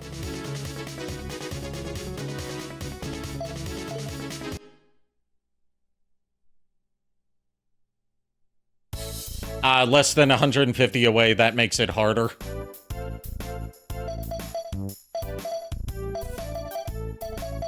What are you scheming, Timo? Timo? Like, we wouldn't all be going to GalaxyCon, it would just be for it. Yeah. The con we're trying to, that me, JKR, Lulu, and Nico are trying to meet up at is ASEN. That's not to say my parents wouldn't offer to fly you both down here to GalaxyCon. It depends on what my schedule looks like for that part of the year. Yeah. Yeah. And incidentally, because of other plans later next year, I'm probably only going to be able to go to one day of GalaxyCon this year. Not Ascend, ASEN. It's short for Anime Central. Yep. Like, that's all I'm going to be able to afford is, like, the one day. Most likely. You gave number 34 the Iron Plate. Time for some Servbot dialogue. Because me and... I almost said Furrits. God damn it. I am old. Me and JKR's mutual friends, Kat and Sarah, want to go to Disney World / Epic Universe next year. Okay. Yeah. And I don't know if I'll be able to pay for the hotel. Yeah. I don't even know if I'll be able to make that, unfortunately, for it. I want to, but there's just so much going on. I'm still up in the air as to whether or not I'll be able to make that. But I will keep you posted as time goes on. Right. Oh, shit. Fuck. Yeah, I've been waiting. I told you there's Servbot dialogue. My brain was in con mode, okay? I'm hearing excuses. Con mode. This Iron Plate is hard yet flexible enough to be shaped. I can use this to make even stronger armor for the Gustav.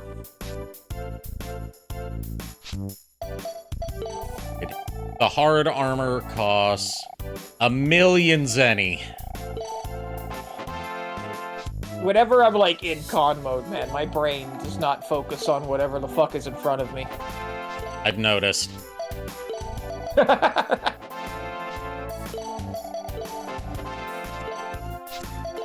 All right, let's develop lots of E-bottles. Lots of E-bottles. Which reminds me, I need to get my Lucifer costume ready by then. If I'm gonna meet Jeremy Jordan, by God, I'm meeting him as Lucifer. It's a shame that if I were to somehow meet Jason Isaacs, I wouldn't be able to meet him cosplaying Satan from Castlevania Lords of Shadow. Not with that attitude.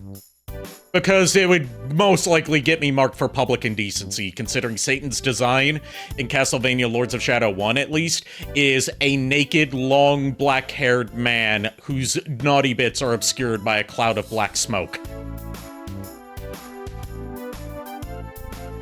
Sad part is I've seen worse cosplays. So have I! But I wouldn't be able to get away with it, not with my body build. You'll get there. Yeah, I'll get there eventually. You know, I'm pacing myself. I'm trying to not trying to obsess over it, because I do tend to obsess over things if I let myself. Right. I mean, samesies. Case in point, I have a serious has-been hotel / hell of a boss addiction. Oh hey, number 40's bouncing on the bed now. Aww. Miss Tron, I know I've been wanting to talk to you about something. What are you doing on my bed? Anyway, what do you want to talk to me about? Well, it's about the colors of this gel. Gesellschaft. Gesellschaft. It's about It's German. It's about the colors in the Gesellschaft.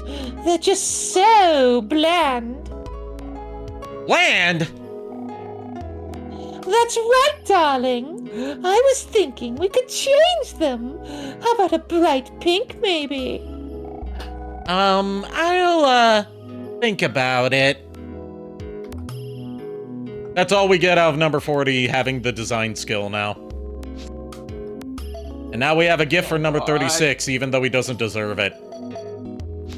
Aww. We're gonna give him the memento. Oh wait, no, he can't use the memento yet. He needs a different thing before he can do it, because he's fucking special. Fuck you, number 36. I need to give him a thing before I can give him the thing. He's like one of the only serve bots who's like this. This is Miles' fault. Yeah, Miles. Yeah, this is Miles' fault.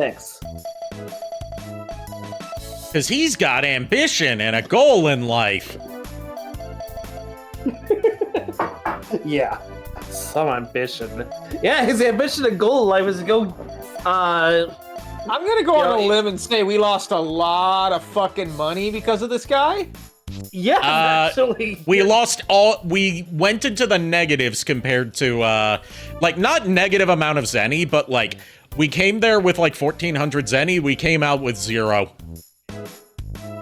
Jeez.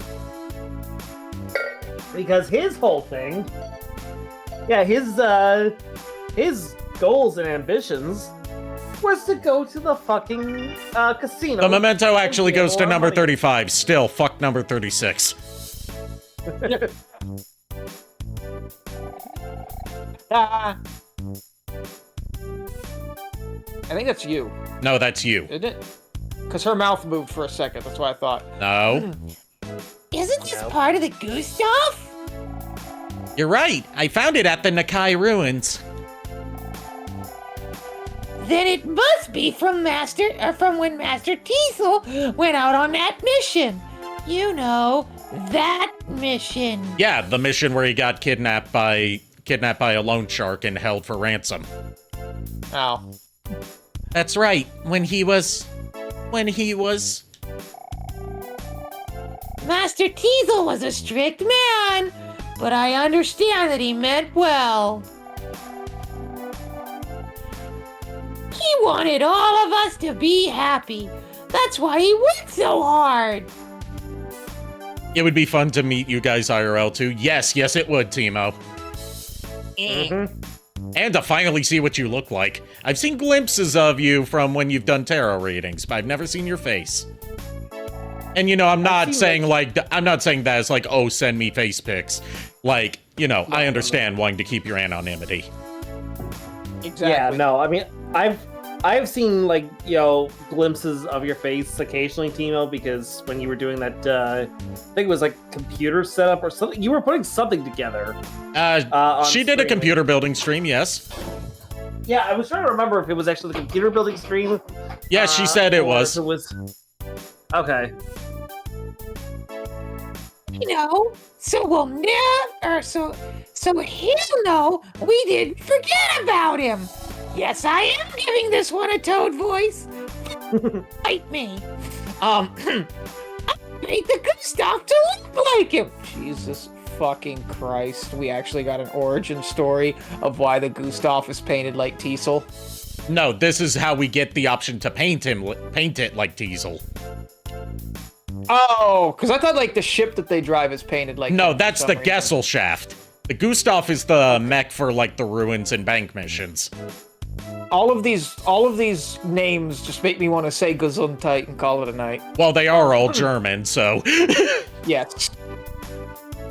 Paint the Gustav to look like him. What do you think? All right, and with that, we are going to go with the Teasel Bonne look. Honored. The honor best boy Teasel, voiced by worst boy Rob Smith. I technically had a pic posted on Twitter for a contest that didn't go so well, so that got deleted. I wouldn't have seen it anyway. I'm not on Twitter anymore. The only reason I ever log into Twitter is to look at the account of a friend of mine who has a whole Twitter account dedicated to posting pictures and videos of her really nice boobs. She personally sent me the link to it because, like, I've joked about her having nice boobs before, and she was like, hey, I figured you would want to see this. And before, people are like, dude, you should have gone gone in on that, man. I'm like, no, because the distant, like, I don't know her all that well. I just know her from, like, the old anime club we were in, and we never really talked all that much. But, like, liking her boobs is not enough to base a relationship off of, guys. Exactly.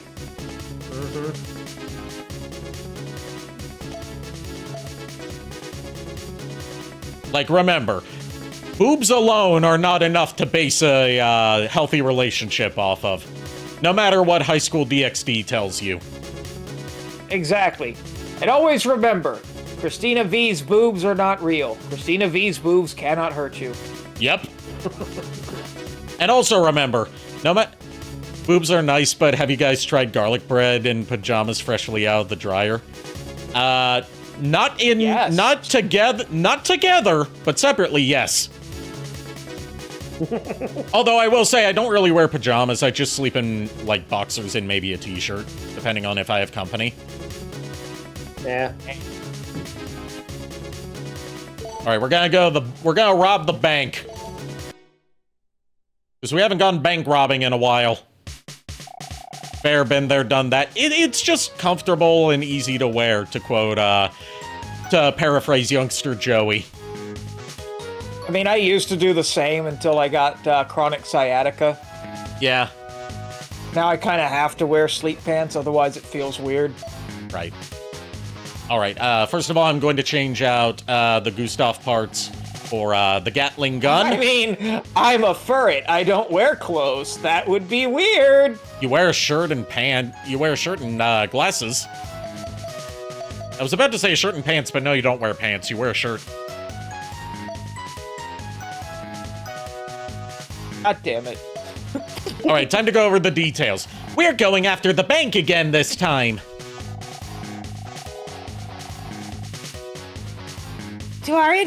Why did I do the toad voice again? According to our information, there's an even larger stack of gold in the bank now. To give you context for it, the last 2 times we tried to rob the bank, they dropped us off in front of the vet instead of in front of the bank. Oh, God. So we ended up robbing the vet as well as the houses surrounding it, then going to rob the bank. Oh, God. All while fighting off the cops and locals that were trying to stop us from robbing them. How dare they stop us from robbing them? We have to rob them to save our big brother. Yeah.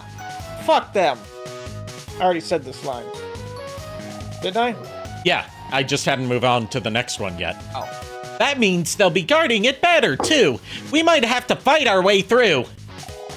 And this time, make sure we land in front of the bank, understand? Yes, Miss Tron. Land in front of the zoo. Got it.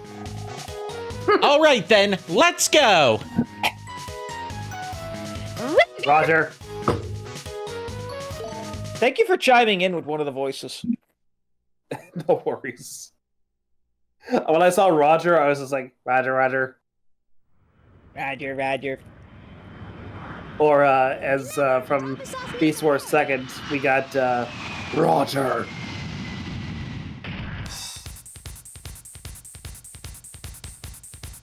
Wait a minute. What happened to the bridge? It's been destroyed. What bridge? Sorry, we didn't know. And we were finally going to make it right this time, too. The police must be getting smarter. Still, The police knew that bank robbers were coming, so they blew up the bridge so no one can get from one side of the island to the other. And yet you'll still get written down for being late to work or absent to work. Pretty much. Because the banks don't give a shit. Dude, I have the What best else? worst bed for you then. Personally made futon with a plywood base, blade, and a corpse pillow, a real couple of dead body pillows, sewed in one dense body pillow. I will have you know I have trouble sleeping in certain kinds of mattresses and beds. It's just I don't know what kind of mattress I like other than like I don't know if my mattress is considered like firm or soft. It's just like I like the mattress I have because I didn't buy my mattress. My mom bought it for me without my input and she chose the right one. You just happen to choose the right one. Yes. All right, while we're here, let's rob some houses. They stole money and spaghetti. Or maybe it's curry. Oh. Somebody touched my spaghetti!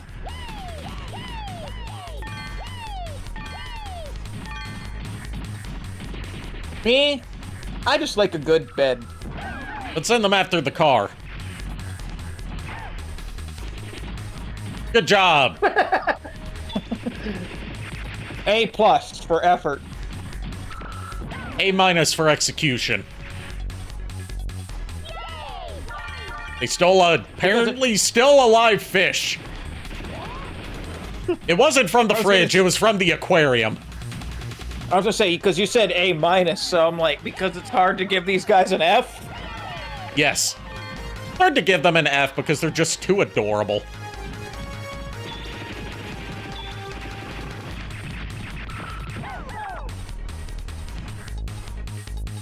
The firmness of sleeping on a pile of folded blankets on a floor and having a second person who doesn't move through the night to share it with.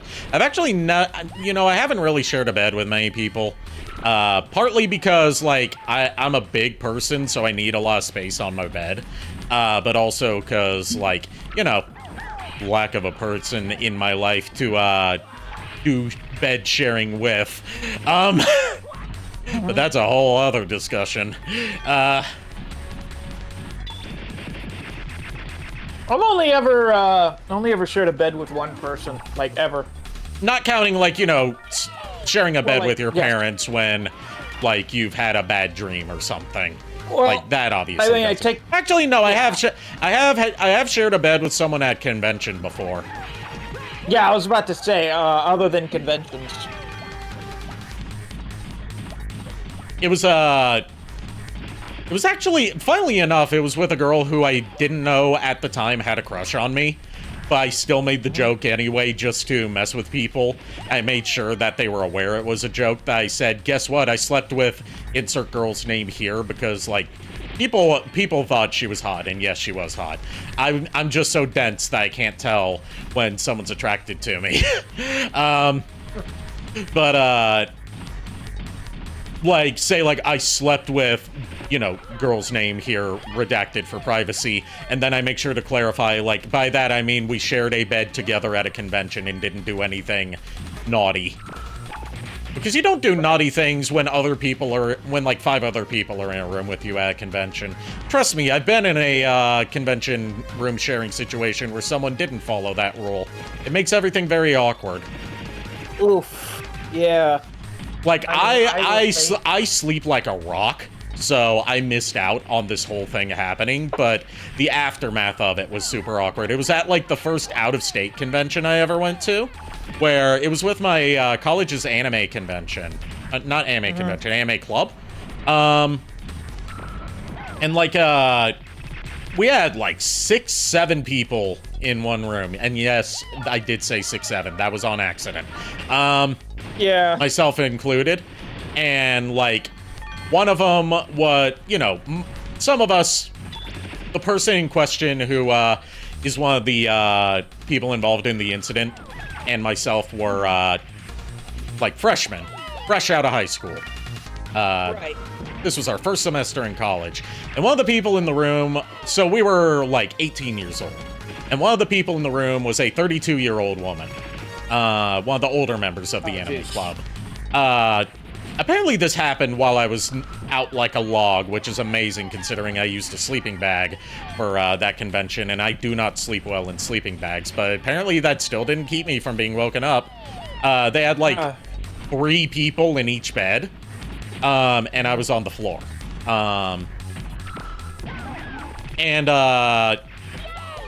Like, the 32-year-old woman is in the bed with 2 other people, one of them being one of the 18-year-old freshmen.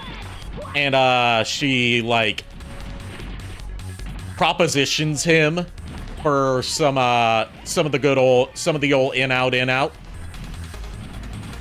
While there's a third person in the bed right next to them. Oh, Jesus. And she starts, you know, doing some mouth stuff on him. While again, third person in the bed right next to them trying to sleep. Yeah. That's bad enough. Also, you know, the power imbalance of 32-year-old woman and 18-year-old boy. Yeah. And then they're like, hey, let's go somewhere and do this since we don't really have privacy for this. So they take a car. Not her car, the room leader's car, without his permission. Oh, Jesus. To go do the stuff.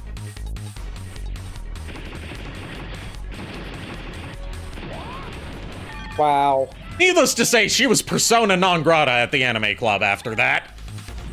Because she was the one who instigated it, and, yeah.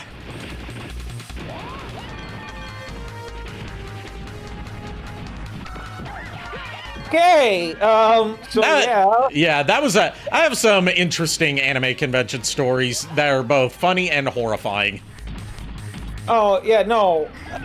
I mean, mine's not nearly as bad, but JKR knows who this person is. She who we do not really truly speak of anymore. Oh, the R person? I had to... What? The R person? Yeah, the R person.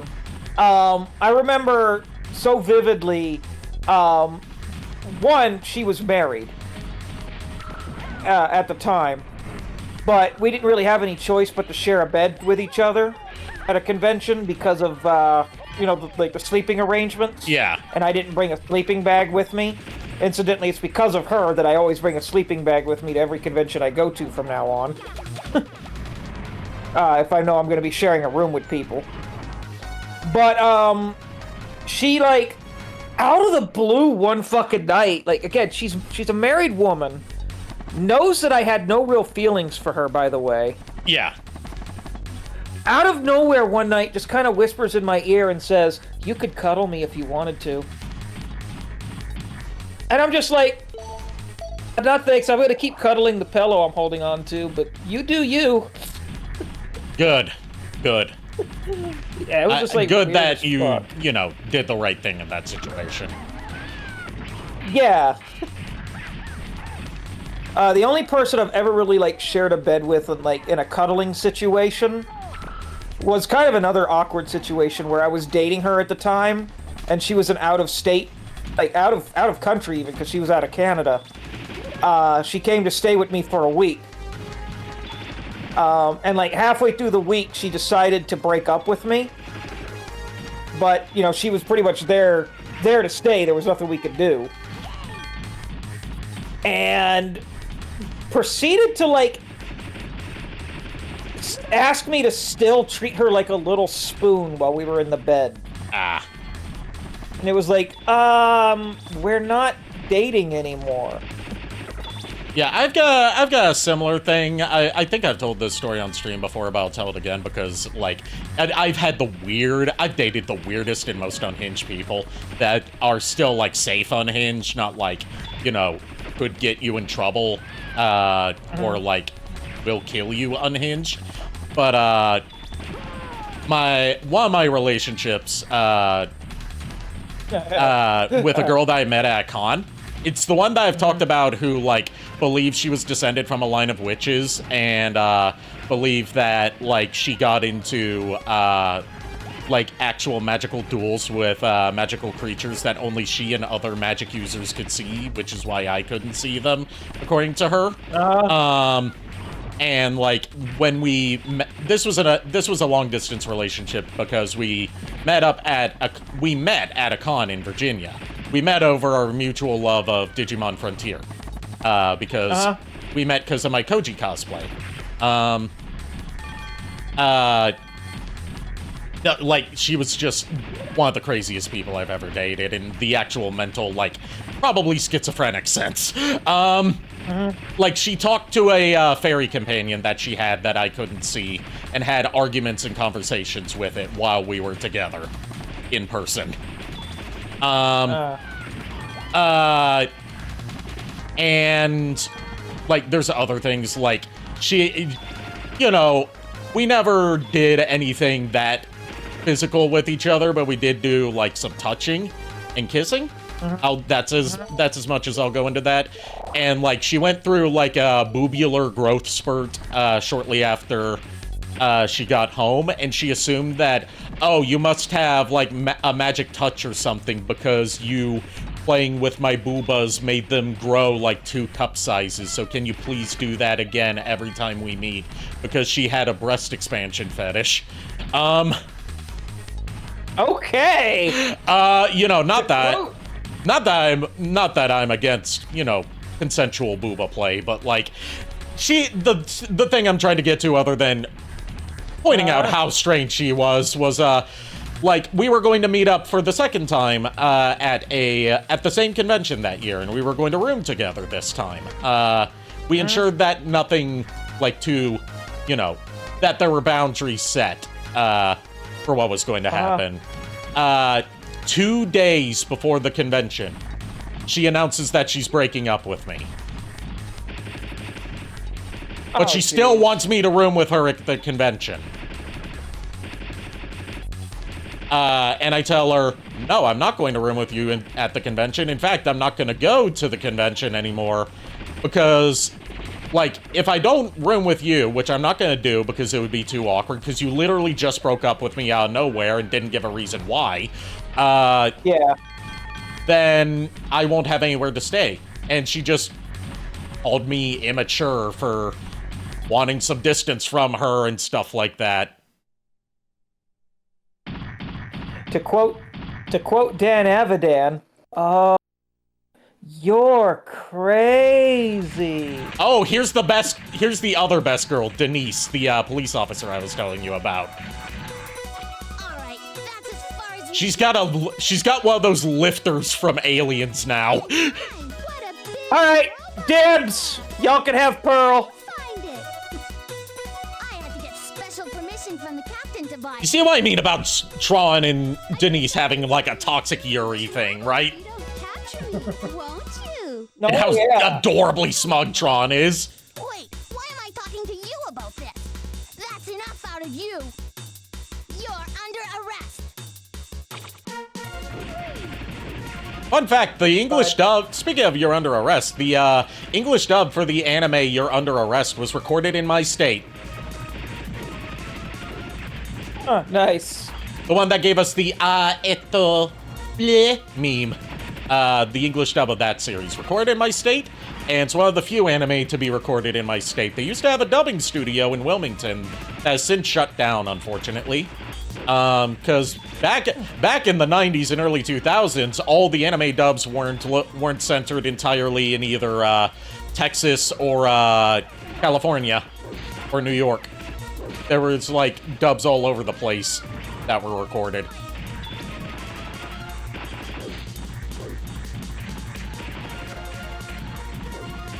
So, I've been trying to tell this whole thing for the past, I don't know how long. Go on. But it seems like your story wasn't done, so I was letting you talk. It was a long story. Yeah. But yeah, I have actually had the privilege of sharing a bed with a girl who I was dating, and I will say this, she was a little on the crazy side herself, but I think that's because she was her family was super religious, and of course she was too. I don't think she is, as far down that rabbit hole anymore as she once was. I don't mind if you, I don't mind if you believe in some sort of higher power. That's your right. You have a right to do so. I just didn't. So. But yeah, it was she and I did share my bed a couple of times whenever she was staying. Whenever she was coming by. Never really did anything too major. Just occasionally when we were just done. Okay, boys, make sure you get all of it. Yes, it's fun. It's We're listening, JKR.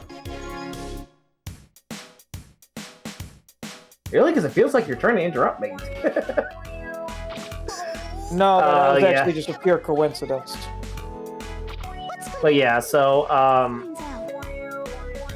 so I was she and I, I loved that girl, and I still technically love her, but just not the same way as I used to. More so as a close friend and almost like a sister. Good news for her, she's engaged. So yeah. Yay for her. She's in a lot of trouble. I'd like to see her again sometime soon, just be catch up, see how things have been, because I haven't really seen her since I cut ties with some mutual friends of ours. Problems to worry about. Good luck, officer. I hear she cut them out too, but I don't know for sure if she actually, it's secondhand information from another person. So I'm just I don't know for absolute certainty whether or not that's actually accurate. And I don't want to just up and ask because I feel that's really just one of those things where it's one, it's not my concern if she's still associated with them. And two, even if it was my concern, I feel awkward asking her. It's oh, hey, are you still in touch with these two people? We did it! We finally But yeah. This is an important scene. That means we can finally bring Teasel. We got 1,000,000 zenny. Also, the torture room is finished. Doing, but nothing I couldn't handle. And I couldn't have done it without your help. Thanks for everything. She thanked us. Yay! Yay! 3 cheers for Miss Tron. Let's not waste any more time. Let's get over to Lowe's. Roger! Yes, The voices I gave all of them throughout the whole thing weren't that far off. Yeah, that's what I was saying earlier. Is this Lowe's ship? It's big. It's so fancy. It's not like our ship at all. Thank you for pointing that out. Now be quiet. No!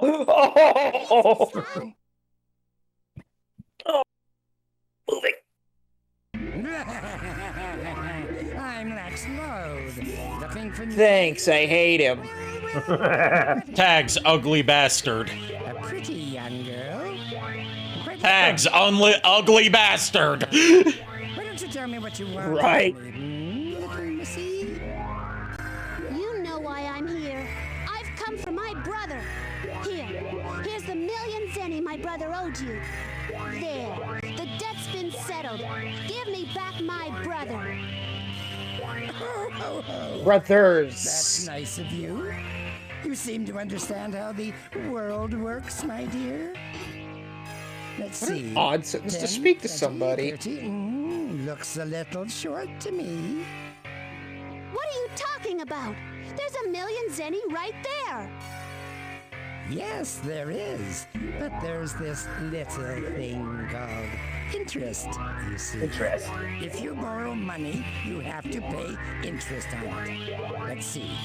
With this much, I need another 2 million zenny. What? Are you kidding? Do you think you can get away with this? It's crazy. No, Missy. You're the one who's trying to get away with something. You think I'd just let anyone borrow that much? For free? That's as low a rate as I can give you. Count yourself lucky. Come back when you've got the money.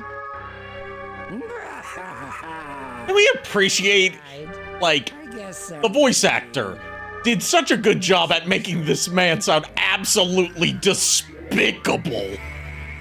Also, there's Glide for you. Yeah, there's Glide. Okay. Come with me. Wait! You haven't told me where my brother is. Hey! Let go of me! Stop! Let Miss Tron go! Hey! Scram! Get out of here! Hasta la vista! Whatever. You, Missy.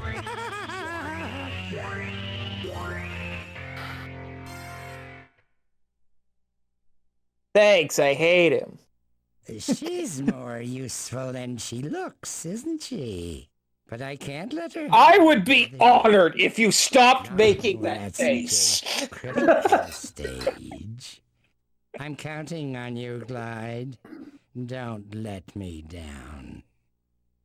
I won't, Mr. Loathe. You have my word.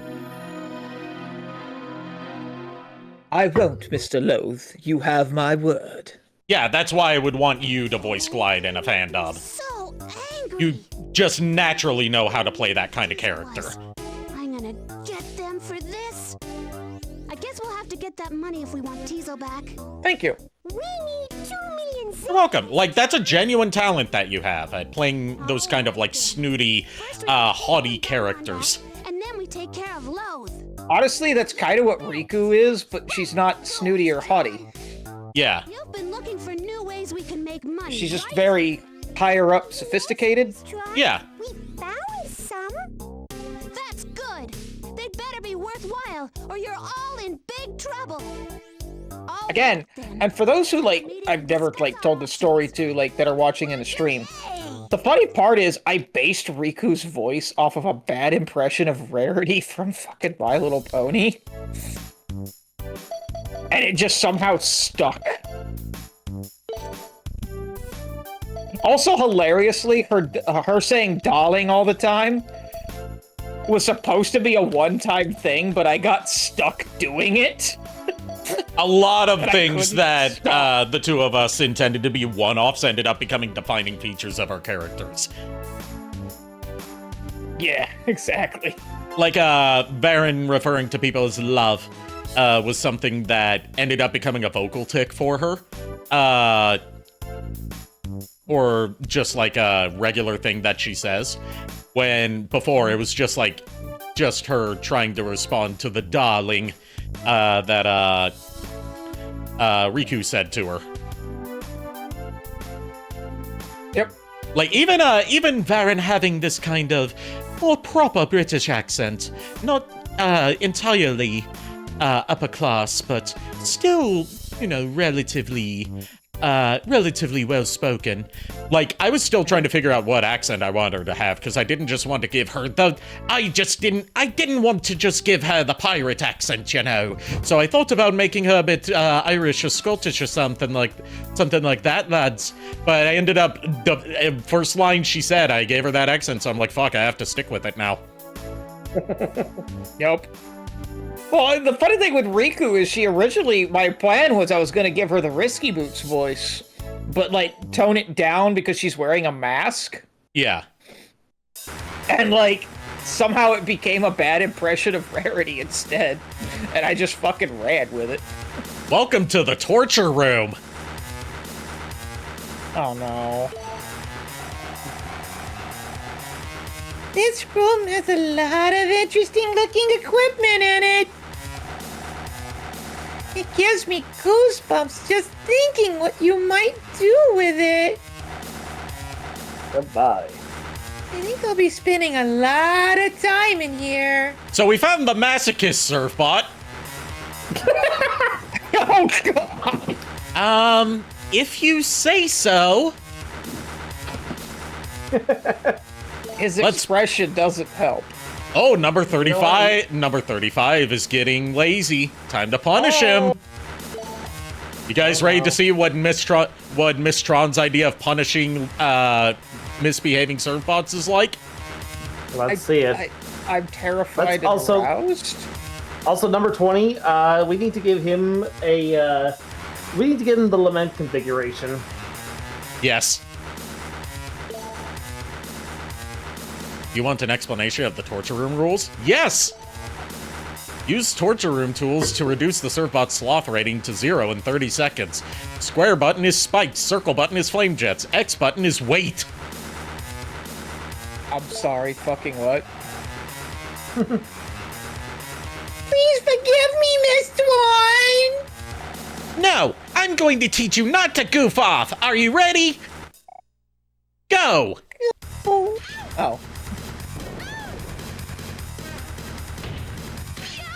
My God!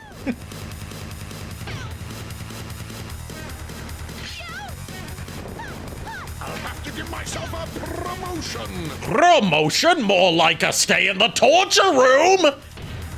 You know what the sad part is? This is somebody's kink. Yep. That's a catchphrase I had back in the day that I haven't gotten to use in a long time. Up, just barely missed it. Well, have you learned your lesson? I love how it's like... Number 35 wasn't just cured of his fail. laziness. Do you want to punish another Surbot? Yes, I want to punish number 35. I'm gonna keep punishing him until he accepts the punishment. Yes, Mommy. So while we're doing this, another random fun fact in regards to our characters is when me and Nico were coming up with Alice, my original plan was that she was going to have a much more sickly, sweet voice to her. Like the Fluttershy voice, but very like sickly, sweet version of it. And somehow, I don't know why, when Alice very first debuted, I accidentally started doing an impression of the Joker. It was one of those, well, fuck, I'm stuck with it now kind of things. Like, she became this. But, like, down the road, I do want to find a way to, like, incorporate the sickly sweet Fluttershy voice into both characters. Right. So we'll see what happens.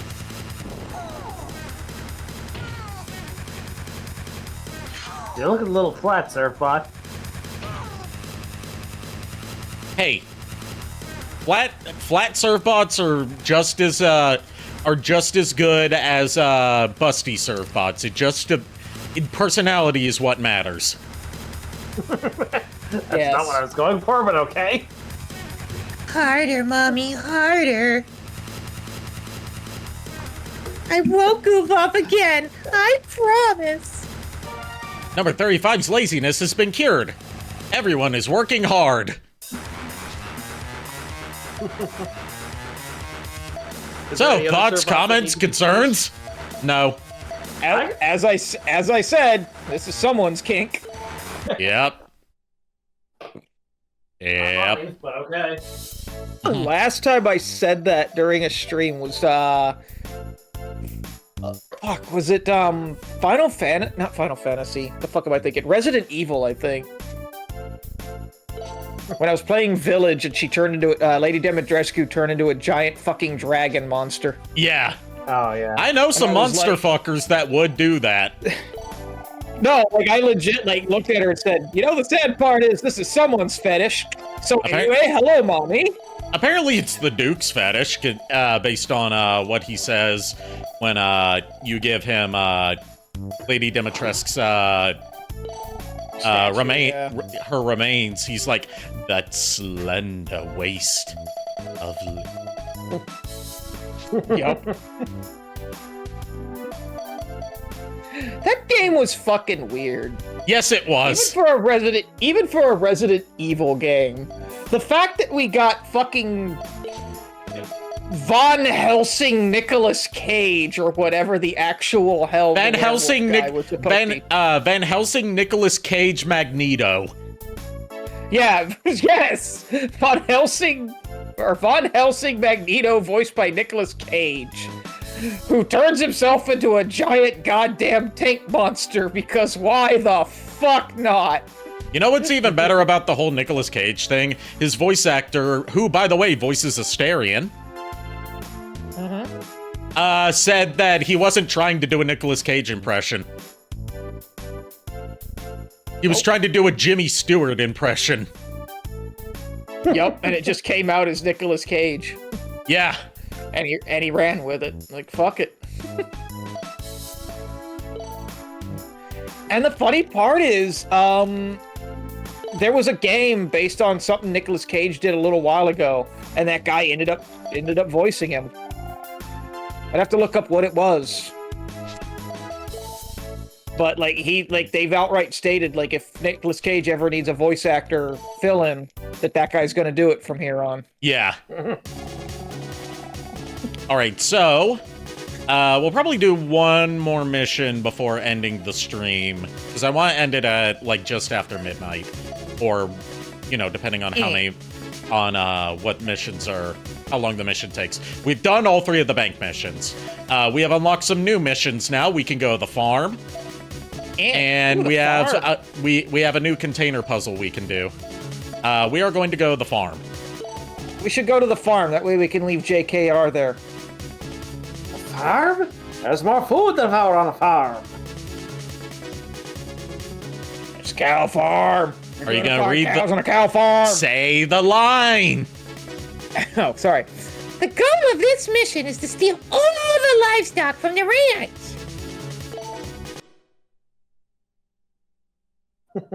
Yeah, we're stealing livestock.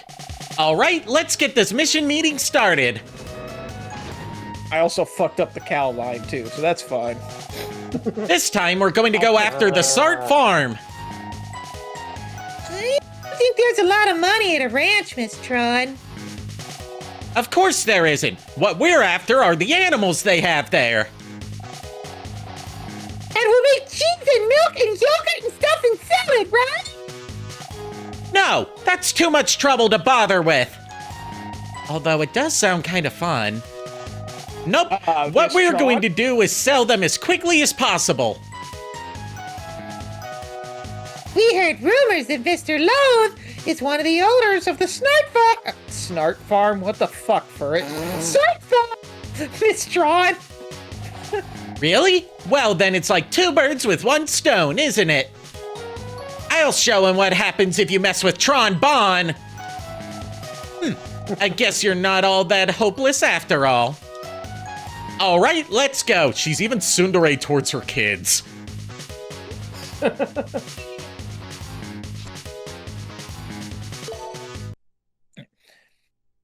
It's cow farm. You're gonna find cows outside. Joke about that, but one of the animals we have to steal in one of the farm stages is cows. Look, it's a piggy, a piggy. Oink, oink. Do pigs bite? God fucking damn it. Don't be adorable. I was supposed to be mad at you. Ah, here he comes. Miss Tron, sorry to keep you waiting. All right, everything's ready. Go get those pigs! Yes, me of one of those games where they were like, what if the villains were adorable? Yep. This game really does a lot to endear the bonds to you, if Mega Man Legends 1 didn't already. That's what I'm saying, though. Like, the Legends in general was just like, you know what Mega Man needed? Lovable villains. Adorable, lovable, marketable villains. Instead of just, you know, genocidal assholes. Or, like, world-conquering dictators. They need, like, you know, a quirky villain crew with marketable mascots.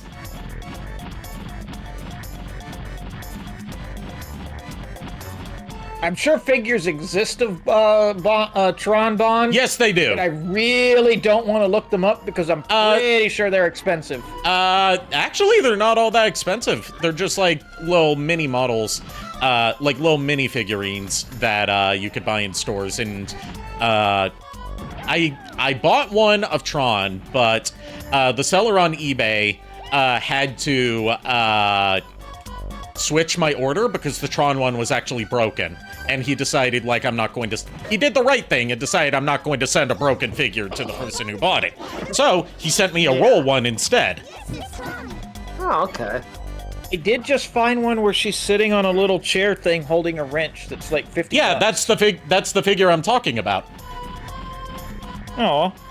Yeah, there's not that many figures of Tron, and there haven't been any model kits of her because the Kotobukiya model kits that they're doing for Mega Man. I'm gonna send you this one. Okay. It's her, like, dummy fucking thick sitting on a serve bot.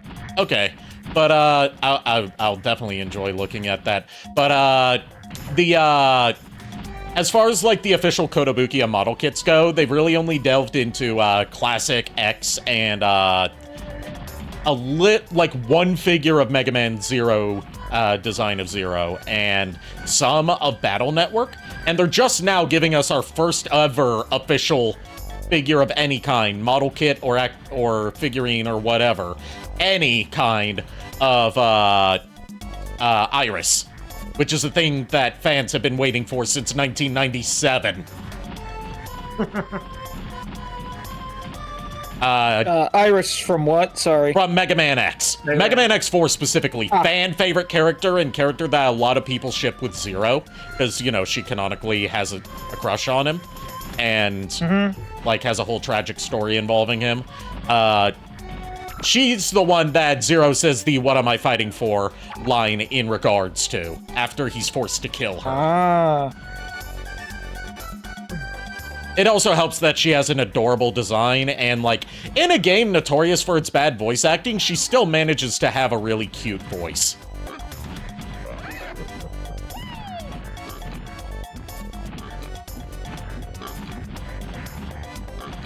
Like, my Mega Man X waifus are both, because I can't pick one over the other, so I'm gonna have, like, a throuple going on. Iris and, Lair. Yeah. And yes, I do plan on streaming through the Mega Man X series sometime after I finish the Legend series. Not all that sure if I'll do a whole stream playthrough of the Mega Man Classic series, because that series does get very repetitive. Especially in the NES era. Like, once you get to, like, Mega Man 4, 5, and 6, it starts getting, like, very mind-numbing because the formula is so repetitive. Whereas X usually does something to shake it up each game. Even if the core structure of, like, fight 8 robot masters, or in this case, 8 Mavericks, and then go to a fortress and fight Sigma is the usual formula, there's enough, like, differences in the unique mechanics of each game to make each one stand out on its own.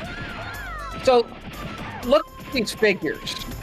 This is something about her design I never really noticed until looking at these figures. Yeah? She's not wearing pants. Yeah, she's not. She's wearing leggings. Yeah, they're leggings and she wears high heels. Yep.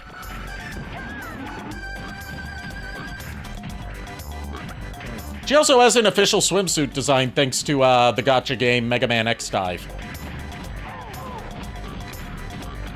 I had a crush on her way back in the day when I first started playing this game. Yep. And now I kind of have one again, and that's probably not okay.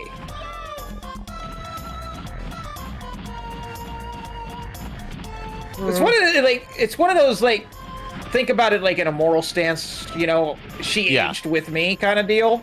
Yeah, it's fine. Yeah. That's how I am with, like, waifus of characters that I, waifued even before the term waifu was a thing, or had a crush on when I was at their age or younger. I find it to be acceptable versus the difference being, like, oh, I have a crush on this character when I'm in, like, my 20s or 30s. Okay, how old are they? Like, 12? That's when it's like, okay, that's suspicious. Yeah. Right. My thing on that was, technically, when I had a crush on Sailor Venus, she was older than me, so... Yeah, same thing with Kari being older than me when I had a crush on her from Digimon. Tron was older than me, too, because Tron is in the Mega Man Legends saga, she's only ever stayed to be 14 in her bio for Mega Man Legends 1. We don't know how much time passed in between Legends 1 and 2, I think. Because it doesn't give, like, specific years. It's just like, they say, like, Mega Man, Roll, and Tron are all 14. Well, we could all just kind of, assume 4 years passed. Yeah, given that there was, like, 3 years in between Mega Man Legends 1 and 2 releasing. And then, it's been 25 years since then, and counting. Right. Tron is not only in her 30s now, she's a mommy. See, that's why I like, that's why Surfbots. Yeah, literally, she calls them her kids for a reason. Happy New Year, Incineroar fan! We're 1 minute away from, it being the New Year in the correct time zone, which is mine. Kurt? I think we have... I think we need to, I think we need to prove a point here.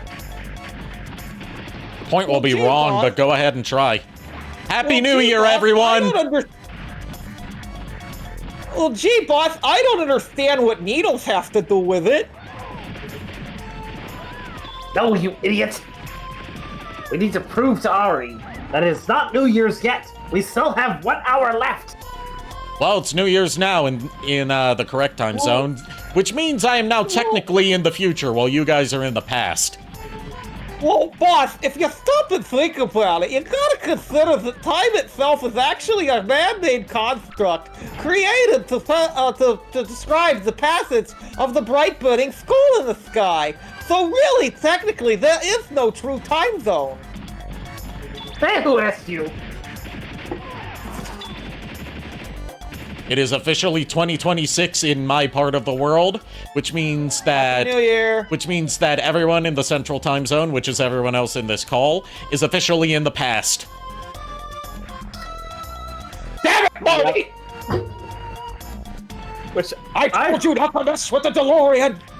Like, Back to the Future and other such, like, sci-fi things make time travel sound so complicated, and I'm like, dude, it's easy to travel to the past. Just go to a different time zone. Then you're an hour ahead or behind in the past, or, however many hours ahead or behind. Hell, there's a line on the planet where if you cross it, you are in a whole different day. Yeah. But, funny thing is, for it, Ari started this whole future bullshit all over, a misconception, between the two of us on New Year's Eve. You say between the two of us, it was on your end. Okay, in my defense, at 11 o'clock at night, my time, you messaged me on Facebook and said, Happy New Year. And I said, and I quote, it's still this year in my area. And you responded... Yeah, that's not a misconception. That's me messaging you that, like, I know you're I knew you were in the Central Time Zone. I just send that to I would send that to everyone regardless of time zone at the time when I used Facebook. Yeah, I get that. But at the time, I didn't realize that's what you were doing. So I was just like, I was laughing at that when I saw that, and I'm just like, I said, it was like, we're still in like this year where I am. We have another hour left. And I messaged you back saying Happy New Year's from the future. Yeah. Oh, Ari, when do we tell him that I'm over there visiting you right now and that technically I'm in the future too?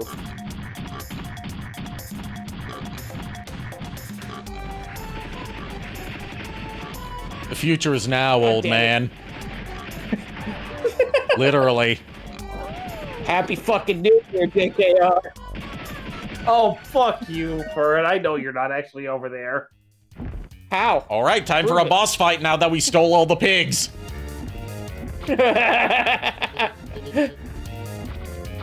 Put the pig down. It talks. It just communicates through baby, baby, baby. But I'm not going to let them get in our way. Also, yes, you could steal. Not only can you steal the pigs, you can steal the bird bots that were piloting the mechs. And then you could sell the bird bots. Hell yes. Oh, excuse me. Holding that in for like half an hour. Ugh.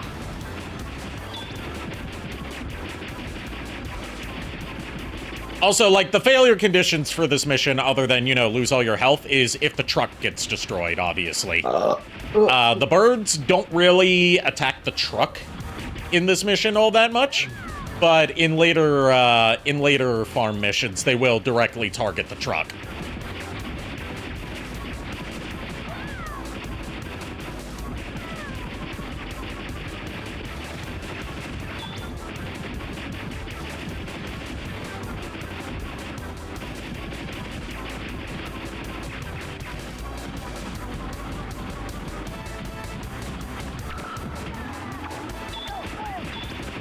Did you know that Lordy, speaking of New Year's and stuff that's related to things, this is more so directed at JKR. Did you know that Lordy made a New Year's song?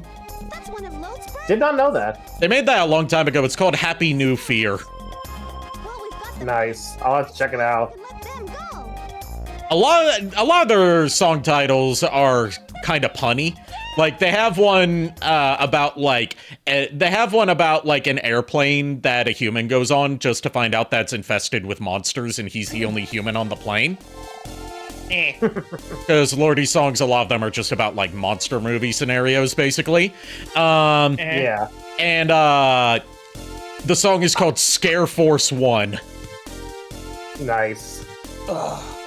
All right, let's start the post-mission meeting. Give me your report, please. We're actually going to read this one because it's, you know, the end of the stream. Yeah. Shit, I was about to ask you if you want anything from the kitchen. All right, fuck it. The kitchen's right over there. I can reach it. That's fair, I guess. We were able to sell the... God damn it. We were able to sell the pigs. We got 15... I cannot do zeros and I work in math. 150,000. 150,000 cenny! Remember, kids, I actually do math for a living, so that was even more horrible on my part. I was gonna ask, don't you... Isn't it your job to count shit? These are all the things we were able to get on this mission. Rabbit, birdbot, milk, Birdbot. cheese. No supermarket things.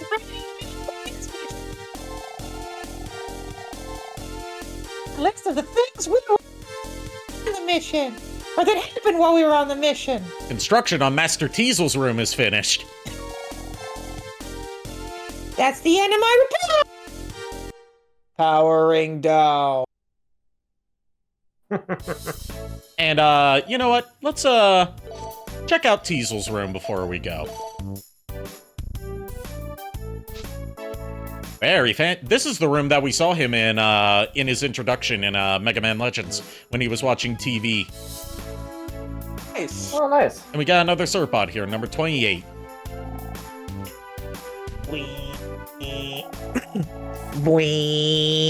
God damn it. I'm trying to do... Is it picking up? It is. Okay. It is. It's hard to... Yeah, it's hard to tell with the avatar I'm using right now if it actually picks up or not. Yeah. Boing. Ms. Tron, I found a piece of paper with writing on it with Master Teasel's room. In Master Teasel's room. The bween is supposed to be the sound of the vacuum.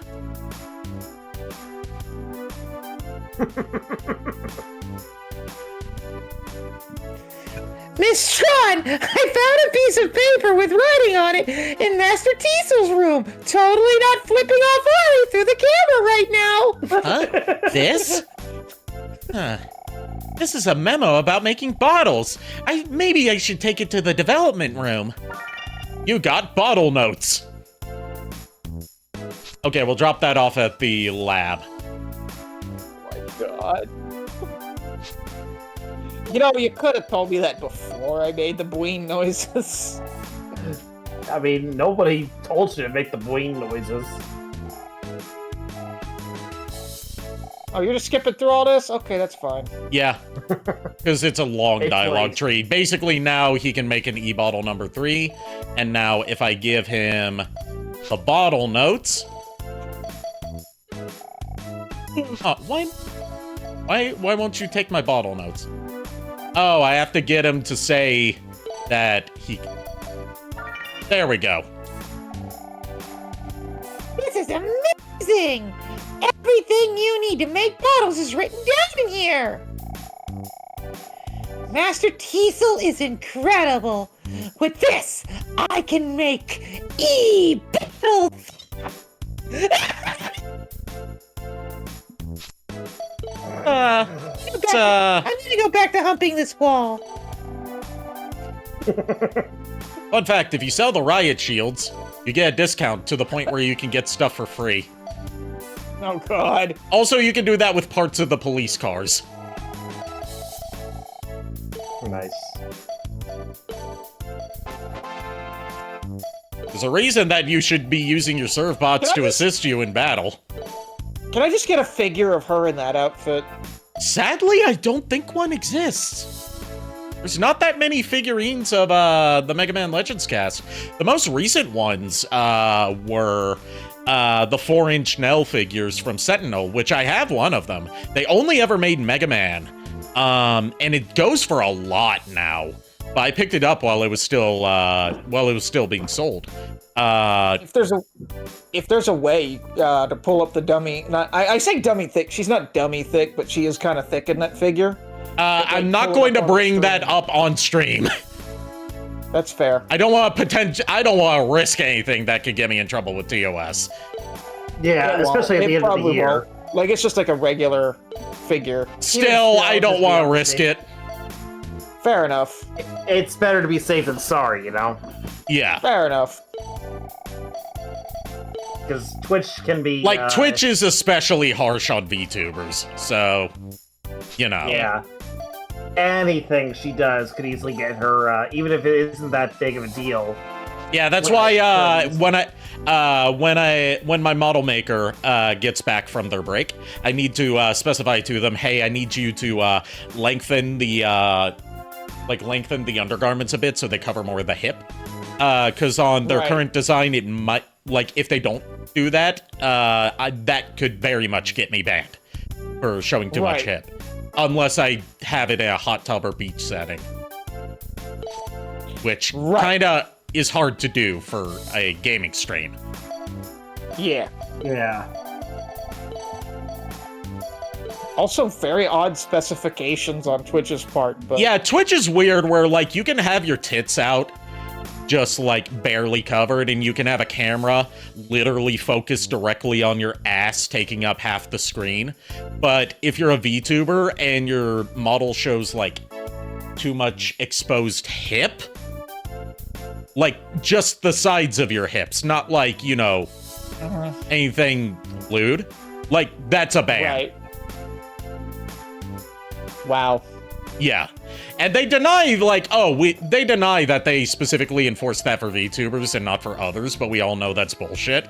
What sucks is that anytime, like, someone in the VTuber community, like, yes, I am calling out Giga, like, gets an interview with Dan Clancy, the CEO of Twitch, to confront him about, inconsistent policy enforcement, they always softball it, like, phrase in the most, like, PR-friendly way possible. Dan Clancy also always has a PR specialist with him in the Zoom call that they're in together to, like, answer stuff for him instead of letting him speak for himself. And they always just take his answers at face value and don't push any further when he's obviously lying, or in some cases denying that he has any knowledge of inconsistent enforcement and inconsistent moderation when it comes to the VTuber community, which implies that either A, he's lying about that and he knows that's actually going on, or B, he is so out of touch with the website that he runs that he doesn't know what his own moderation staff are doing.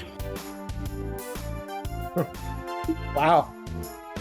Like, Giga had a whole thing that she hyped up as, like, I get to interview Dan Clancy about the policy stuff going on with VTubers, and she fumbled it so bad, but people still cheered her on, and I hate that people did, because she did in the, like, she has a background working in, like, PR stuff for companies and HR and stuff, and she did in the way where, like, I don't want to cause any trouble by potentially putting myself at risk. I'm just going to ask him the most softball questions and take his answers at face value, even if he's obviously lying, and act like I accomplished something. Yes, I am. Right. I do have strong feelings about that, because she's the only VTuber who's ever gotten to do that, and she fumbled it. And nothing was accomplished. Right.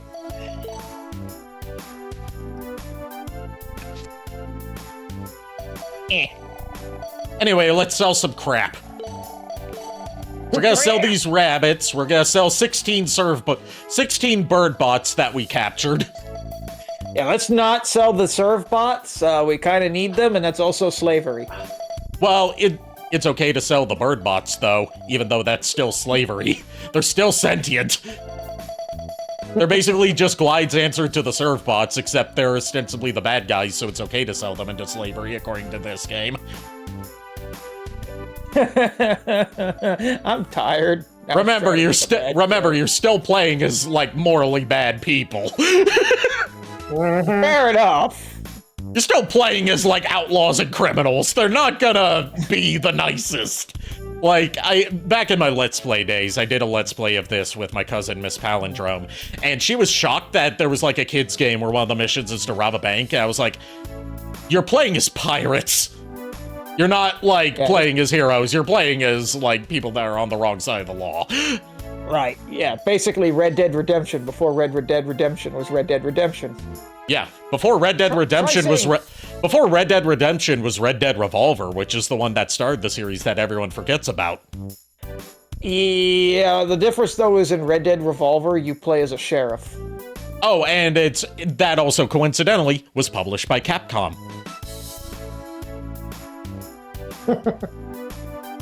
Actually, no, you don't play as a sheriff, you play as a vigilante. Yeah, but you know, tying it back in, the Red Dead series has its origins with Capcom, technically. Oh, yeah. And Capcom also publishes Grand Theft Auto in Japan.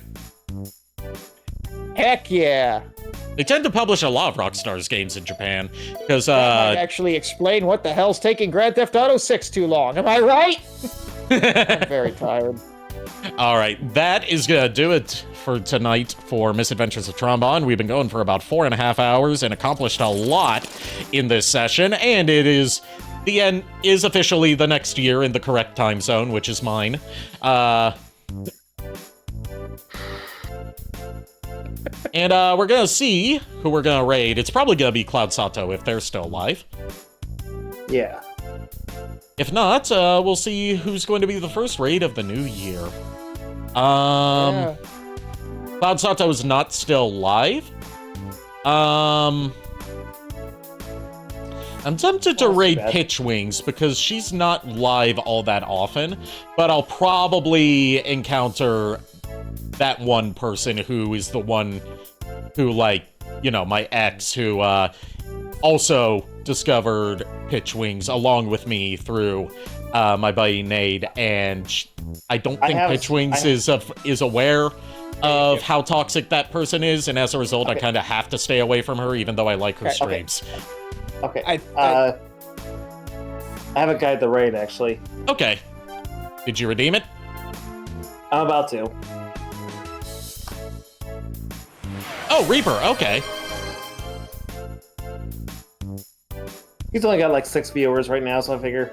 Okay. Yeah, if somehow Pitchwing sees this, I'm sorry that I don't tune into your streams all that often. It's just, you've got a very bad person in your community, and I don't want to be the one to speak up and tell you how to, like, moderate your community. It's just, I cannot feel comfortable in there while that person is still present. Yes. Love your content. Not trying to tell you how to run your community. It's just like, you know, I don't want to make things awkward for anyone. Yeah. So I just haven't said anything. Yeah. All right, Reaper SNW is playing Outer Worlds 2. Thank you everyone for tuning in. Thank you to Furret and JKR for joining me for the final stream of 2025. Have a wonderful 2026, everybody. Give Reaper my warmest of welcomes and New Year's wishes. The raid message. Warmest of welcomes. He'll melt. Even better. Our raid message is going to be yes, Miss Tron. And I'll see you guys technically tomorrow night for me. Depending on, you know, certain factors, we may or may not do Castlevania D&D. It's up in the air right now because of some stuff that happened today. I'll have a backup plan just in case. Anyways, ramble over. I'll see you guys later. Until then, unpleasant dreams. Well, we're the boys of chorus. We hope you like our show. We know you're rooting for us, but now we have to go. Please allow us to fuck off. Good night, everybody. Happy New Year, everyone!